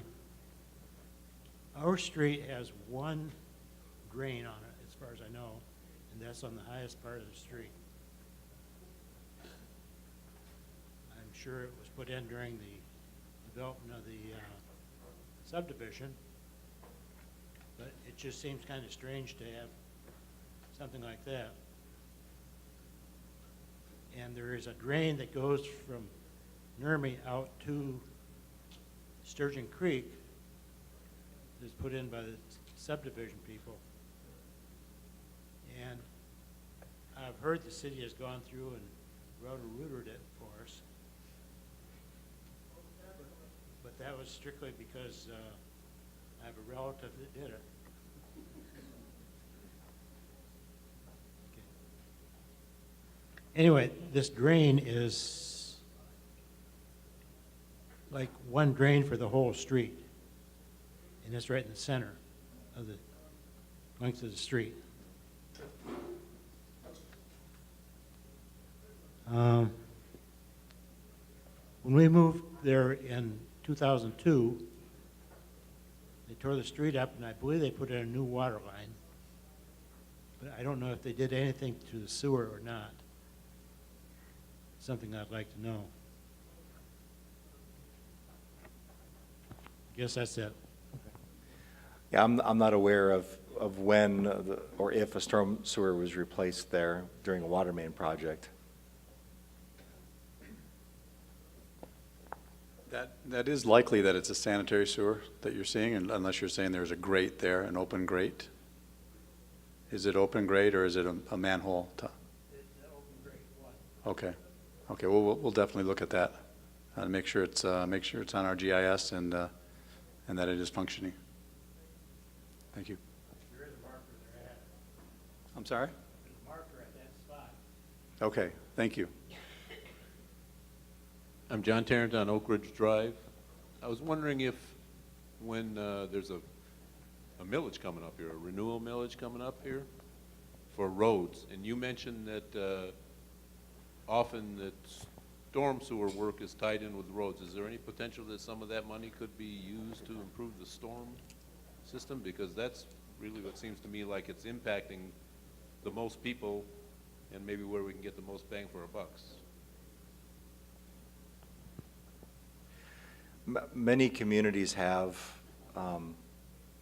when, road funding from the state is very limited. Most cities don't get anywhere near what they need to keep the roads in decent shape, as you probably are aware when you're driving around Michigan, right? To have to divert more street funding to drainage is difficult because you're taking a scarce resource that we don't have enough of anyway for road funding and diverting it to drainage. One of the reasons that we've presented the city with an option for a stormwater utility or stormwater user fee is that it provides a revenue source that honestly allows you to stretch your road dollars, because if you don't have to use street funding for drainage, which many communities don't really want to do because it costs a lot of money, you could use your stormwater revenue to stretch your road dollar, because you can use the stormwater revenue to pay for the culverts and the bridges and the pipes, and then keep your street money and use it for actual paving. When you replace a water main under a street, there's a source of revenue for that. It's your water bill, right? When you replace a sanitary sewer under a road, when you rip up the road, there's a revenue source for that from your sewer bill. If a storm sewer needs to be replaced, there's no revenue source for that. And that's part of the problem, that cities find it very hard to dig deeper into the pockets to pay for that stuff. And that's true of almost every city in Michigan, actually.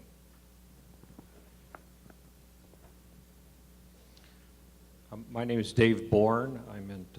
I live on Palm Court. I'm in the Tacoma area. Following the flood in the weeks after, there were a lot of stories, rumors around town about failures of components in our area, very specifically the pump station that is on Sylvan, that station did not function properly during the flood. And I'm curious whether your study found component failures of that type, and specifically in that area, whether there was a failure of that particular pump station. We are not aware of any pump stations in the city that didn't function. Now, were they functioning to peak efficiency? That's another question. We did review data where available where some of the pump stations have meters on their discharge. There were a couple that are in question. Doesn't mean that they don't, but the data that we had suggested that they weren't pumping quite to the level of what they were originally designed for. And that can be for a lot of reasons. But basically, we recommended reviewing those and making improvements to those few.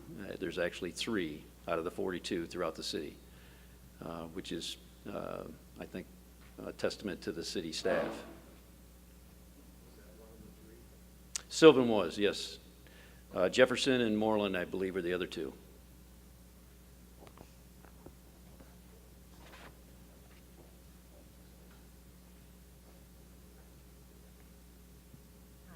Roseanne Carlson, and I live on Marble Court, which is the first court on Sturgeon Creek.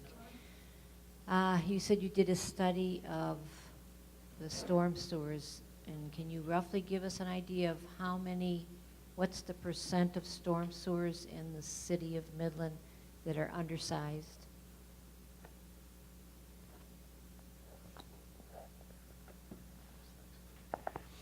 So the question is the percentage of storm sewers that are undersized. I don't have the exact percentage, so I can't give that to you. We just we didn't actually run that number, but I mean it's a significant fraction of the system. When you look at the map of the priority 1 and 2 improvements, you know that makes up a non-trivial percentage of the system. Maybe it's at least 15 or 20%, and that's not unique to Midland.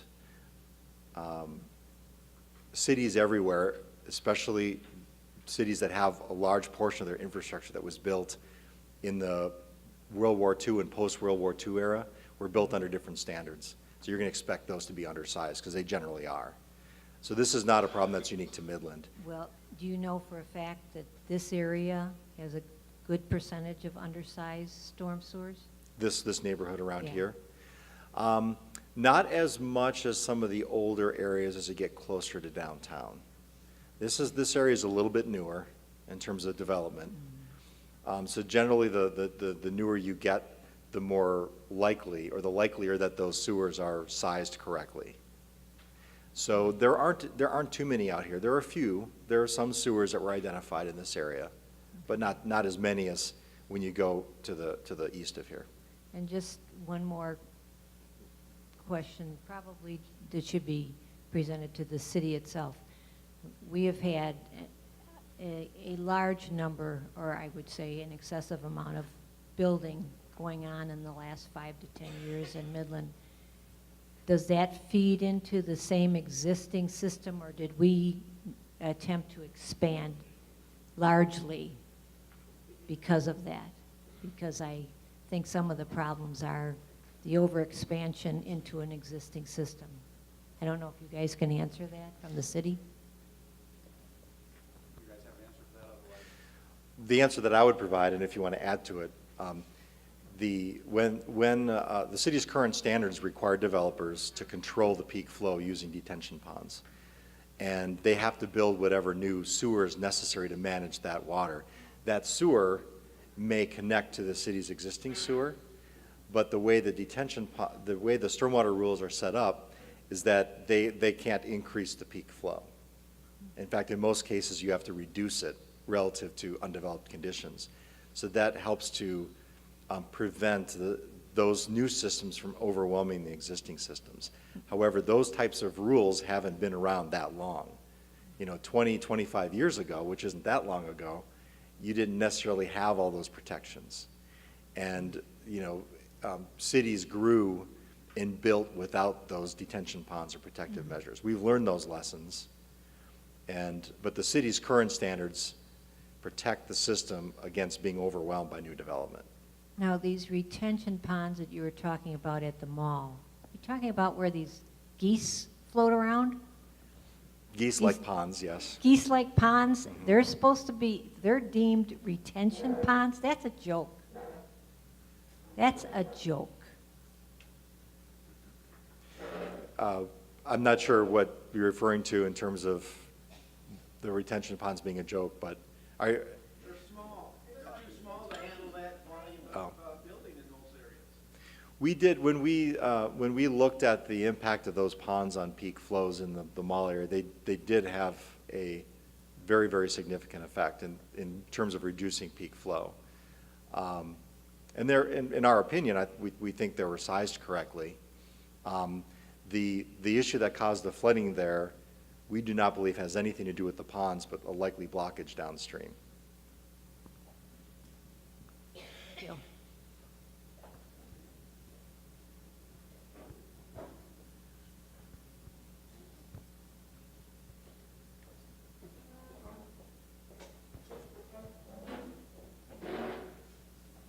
I'm Mike Buller at 2901 Gibson Street. I just want to make another point. We have a floodplain in our community, and I think we need to do a better job of protecting that floodplain. We had a gentleman last year with the flood that was allowed to close a road and make a burn over that road.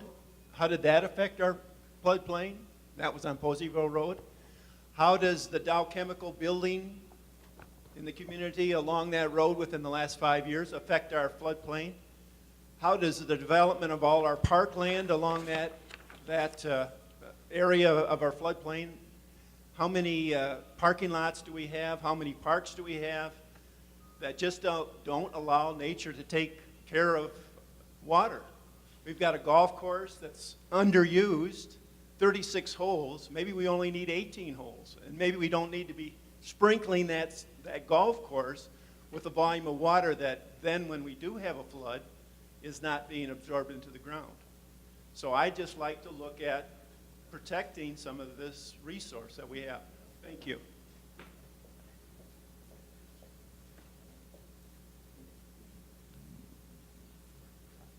Kristen Omanis, 2514 Abbott Road. I just have a question about, do either of your firms make further recommendations in terms of how to make parking lots more permeable? Is that something that is helpful in developed areas, like out on Joe Mann with all those parking lots?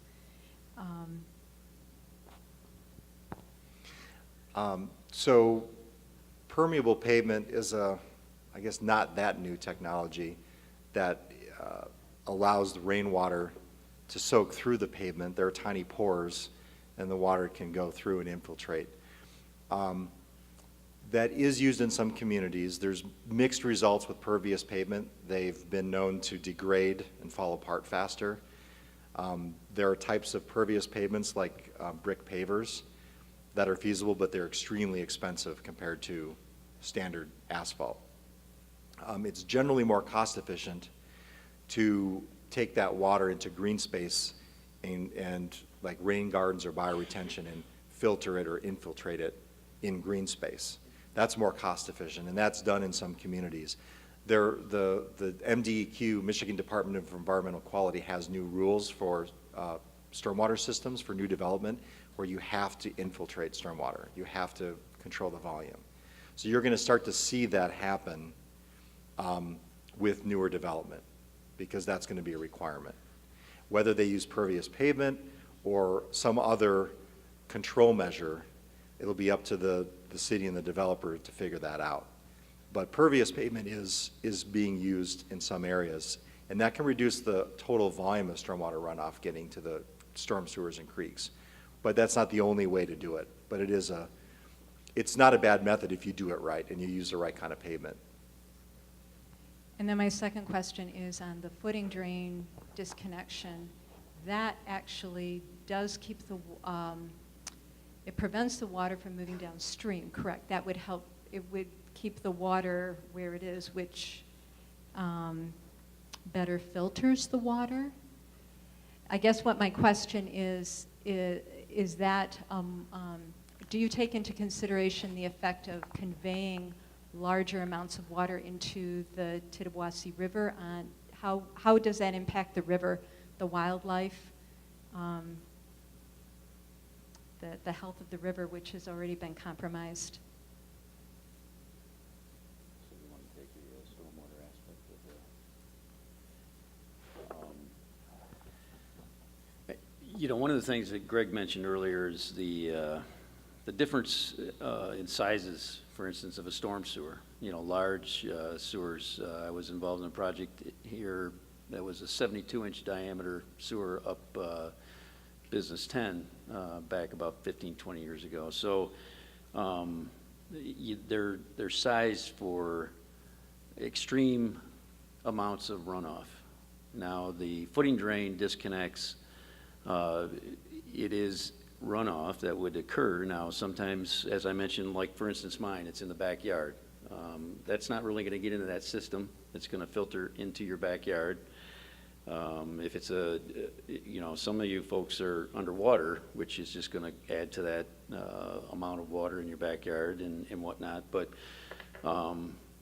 you're not going to see, I think, the impacts unless you're using a lot of herbicides or something on your lawn that would influence the environment as you're, I guess, concerned. But that is a consideration, and that does occur. But to get back to another aspect of it, is it's a minor amount in comparison to the surface runoff associated with a large event. So it has minimal impact. Does that answer your question? I guess what I'm asking is are you taking into consideration the impact that of any of these solutions will have on the ecosystem of the river?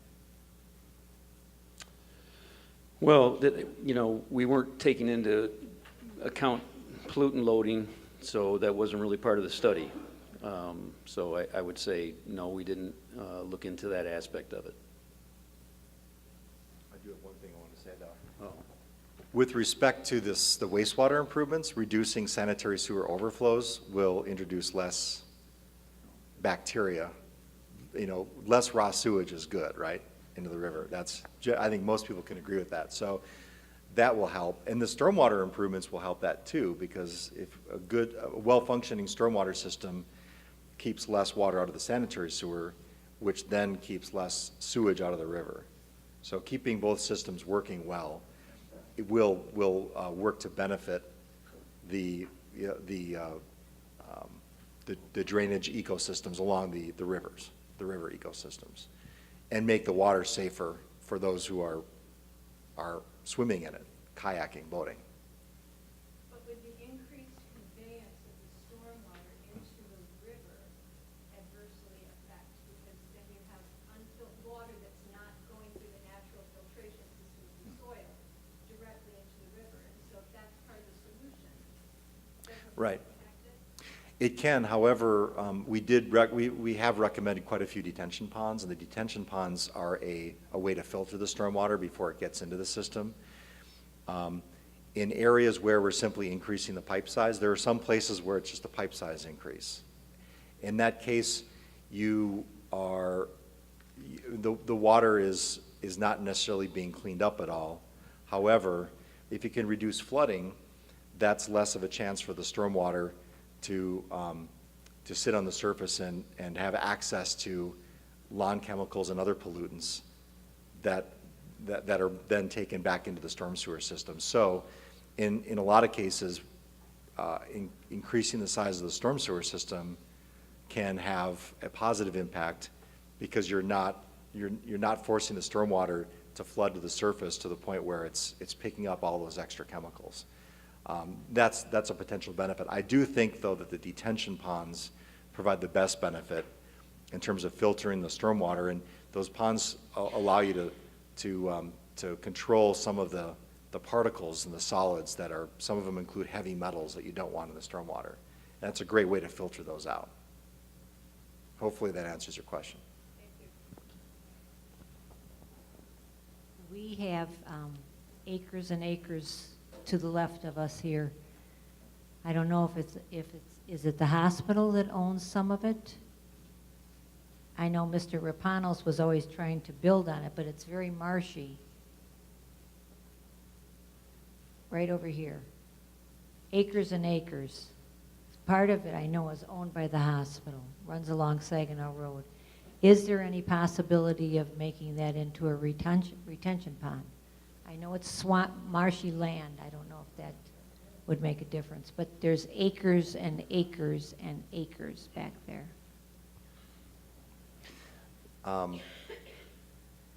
That would depend on whether that's part of the sturgeon floodplain, and depending on how low it is,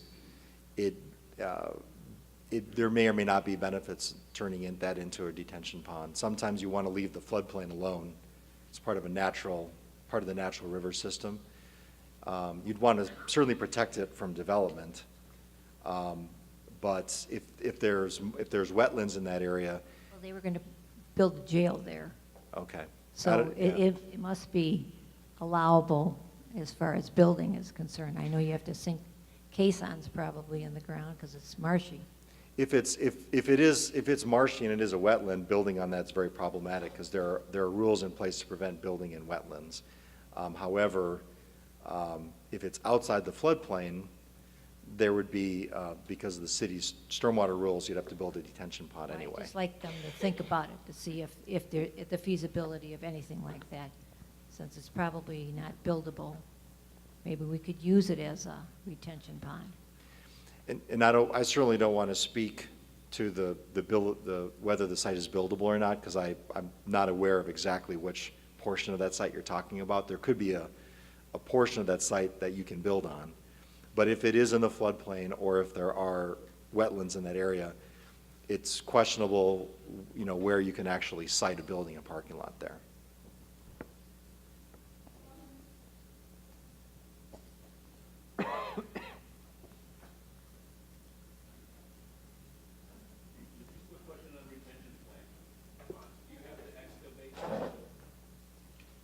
Do you have to excavate to get to make a retention pond feasible in most places? Yes, that is correct. You generally would have to. A lot of contractors use the material from that excavation to what they call balance the site. So you may use that extra soil to build up the other portions of your site to get them up higher. So you generally do have to excavate that. Anywhere from a few to 6 or 7 feet, depending on the site. But if you were going to use a park for that, an existing park, you'd have to excavate the park, right? You'd have to dig down. Yes. For some of our recommended stormwater detention areas, you would have to dig it lower relative to existing grade. That's correct.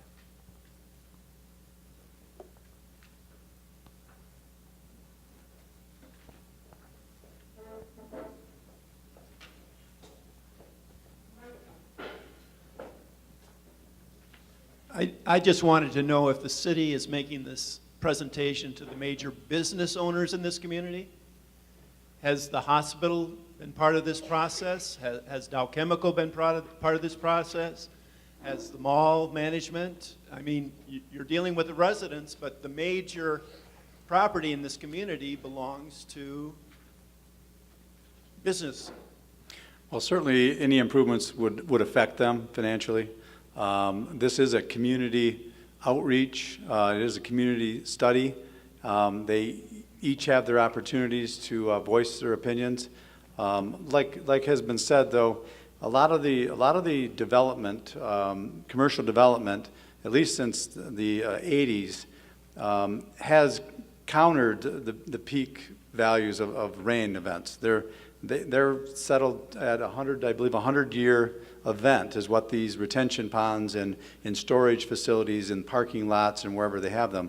So a lot of the businesses may not necessarily be contributing, or they may not also be affected as homeowners are, because they don't typically have these developments along creeks and streams for the most part.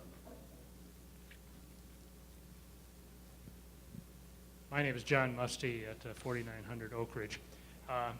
I have a question about timeline. If you're in an area where the lowest cost alternative, which I assume is probably the primary alternative, is footing drain disconnect, I was having trouble with your timeline because the years are so broad, and you use the term bolster. What I want to know is, when would I likely have to make this footing drain disconnect? About when? Can anybody give me a timing? Well, I guess one thing I'd like to say is, and it was mentioned, is that footing drain disconnection is a possible alternative. It's not an alternative right now that the city's committed to, although it is something that they are entertaining as an option. There was certain locations where that actually was the lowest cost alternative to improve, flooding in a certain area. In regards to the timing, you know, those were considered more of the major construction programs. So the first thing that the city wants to do is go out and look at some of these areas, you know, basically the phase 2 and priority 1 and 2 areas, also up along the Tittabawassee, down along the river, because when that gets to a certain flood stage, it definitely impacts your system. You've got 18.5 miles of sewers along that river, 15 pump stations, like 300 manholes. So these are all areas that the city's gonna go out, take a look at, and try and make a reduction if their investigation shows that there's problems. So until those improvements are made and exactly understood, I think it's in your best interest to wait, you know, that 3 to 4 year period and then proceed, because some areas might get improved enough that they're not affected. I doubt that's going to be the case, but if you find some of those connections between the storm and sanitary, that can introduce a significant amount of water. So if they can go in and bulkhead that, they might be able to minimize certain areas and impacts. Other improvements like infiltration, where the groundwater is seeping down into the sanitary system, those will make improvements, but in all likelihood, you're still going to have to do some of these bigger capital improvements. And hopefully, though, when they go out and do it, they'll be minimized. But until they do that I&I, that investigation, we won't know exactly what that is. So it sounds like the bottom line is for footing drain disconnects, it's going to be, if they are required, it's going to be quite a few years before they are required. 3 to 5 years or something like that? Is that safe to think in terms of? I mean, you know, we're holding up. In our case, we had water in the basement. We tore up carpet. If I don't want to put stuff back down and then have them come in and do that messy installing a sump. So, but I'd like to know about how long I should wait to find out. Well, we are, as I said, we're going to close the public outreach, the public input on August 7th. And we're going to take all of that information, incorporate it into the final product for the sewer study, and then we'll be presenting that to City Council. City Council will determine the direction that we take, and if footing drains is part of that, then I don't know about a time frame on how long that would take, but for the most part, footing drain removal, you can do that anytime without being ordered, of course, but it doesn't guarantee that you're not going to get wet again if others in your area don't do the same. So we have to, I guess it's a wait and see as far as how fast do we want to implement certain recommendations that are made, and the quicker that those occur, the more money it's going to cost up front. Or if you elongate it over 20 years or 25 years, maybe we can do it out of our budgets, you know, going forward. We don't know that until we've decided on time frame and what magnitude of improvements that are going to be made. And that's just an unknown at this point.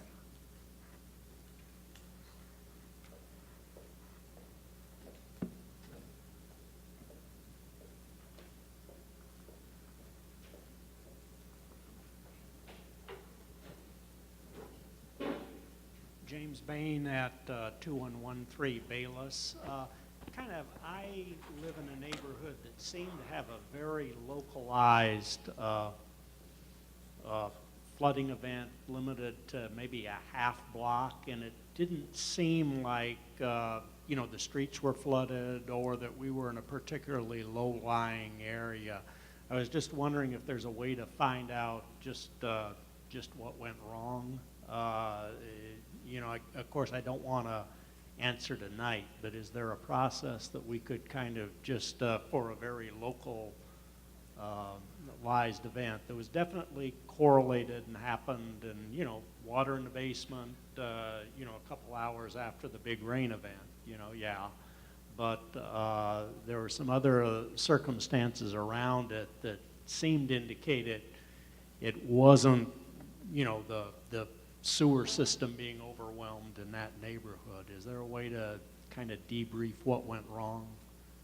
And kind of, you know, where going on this, is it something we should look at maybe having repaired, or is it something that, you know, is more systematic? Is there a way to get a handle on that? Where I live was indicated on the city's map as an impacted area, but I guess maybe the more general question is, for each property that was impacted, was there a root cause that said, yeah, we know your place flooded because of X, not Y? What was your address again? 2113 Bayless. And again, a couple of the houses, I did check when the study first came out. I do think I saw those things on the, you know, the maps in the study. Okay. I suspect a local blockage, or maybe footing drains, or it may even be the place is very old. It could even be at one point they were routing gutters into the footing drains. I don't know. I think, if I recall from the stormwater model, there were some areas in that part of the city, I have to go back to the map and verify, that were undersized. So it may have been... Just local undersizing? Yeah, it may have been. And it wasn't nearly as bad as it was in 96 or 86. You know, then we were talking 4 feet. This time around, we were talking like 10 inches. And that would be expected because, as I mentioned before, the June 2017 event did not have any part of that storm that was really, really intense. Just a lot of rain over a long period of time. So we would not expect the storm sewer system to be really adversely impacted by that storm unless there was a blockage like the mall area. But if you applied a design storm to neighborhoods like yours, there are portions of the system in and near your area that are overwhelmed. That would cause some of that flooding like you mentioned. Yeah, and like my recollection is the 86 event was due to accumulative rain over multiple hours, if not days. The 96 event was due to just 2 or 3 hours of just super intense rain. And this event seemed to be not as intense for a shorter period, but seemed to be intermediate, but was nowhere near the impact. And there was an event a month or two ago where, you're near Midland High School, where you... Yeah, half mile maybe. Half mile maybe. And some of those systems were pretty overwhelmed during that 2.6 inches of rain, 2.9 inches, just earlier this year. And that event would have stressed out the storm sewer system in that area. I don't know what you saw. I didn't see any evidence since the last year's event of any flooding. Okay, thanks. But will there be feedback on what went wrong or what we should expect, what the probable cause was? Well, some of the if you look at the map that shows all the affected parcels, you see some outliers. What can happen also, since a lot of these homes that are connected with their footing drains to the sanitary, they're old, they're older homes. The footing drains themselves may be not working to their fullest capacity when they were first installed. So when you get this rain surging to your basement, now it can't escape even through your sanitary because it's not as efficient as it used to be. So it could be a matter of your own infrastructure just not working properly. Yeah, but that's what we wanted. Yeah, and that we wouldn't be able to get that far into a study to be able to tell you for sure what's going on with your own piping. But we do intend to look at areas, the pipes, and we clean them and televise them. We'll be doing more televising going forward, but we'll be looking at all those areas, and when we're searching for that I&I, that elusive I&I that we want to remove. So. Okay, thanks. And we'd be communicated then the local residents about that? Well, I think I don't know exactly what the findings would be and how that communication would take place, but if there's some improvements that are going to be going on, you'll know about them. Okay, thanks.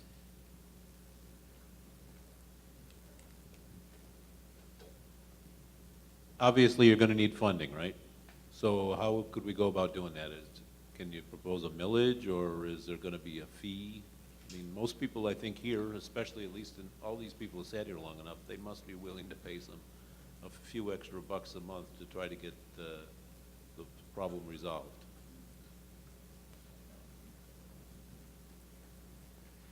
It depends on whether we're talking about storm or sanitary. As it was indicated earlier, we don't have a dedicated funding source to ramp up to make improvements to the storm. It was also indicated that there is a Senate bill ongoing that the legislature is looking at that establishes a format or a template for creating a stormwater utility.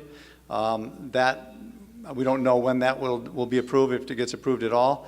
But that would be one avenue where you would charge fees just like you do for your water or your sewer. But currently, it's just a general fund allocation to our stormwater maintenance. As far as the sanitary goes, it all depends on how much we want to do and how quickly we want to do it. So depending on how much money we're talking, it could go to a vote of the public with a bond. It could be a lesser revenue bond. It could be ongoing in our, increase your wastewater sewer rates and do ongoing improvements for a longer period of time. That's a little more palatable financially for folks. There's a lot of different financing instruments out there. It all depends on, again, how much and how quickly we want to do some of these improvements.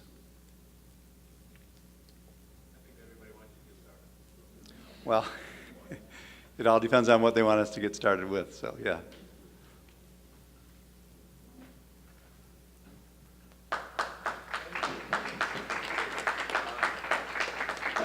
Well, that's pretty good timing because the janitor is going to be through here pretty soon. He's going to shut the lights off and probably start brooming under our feet. So again, thank you all for coming.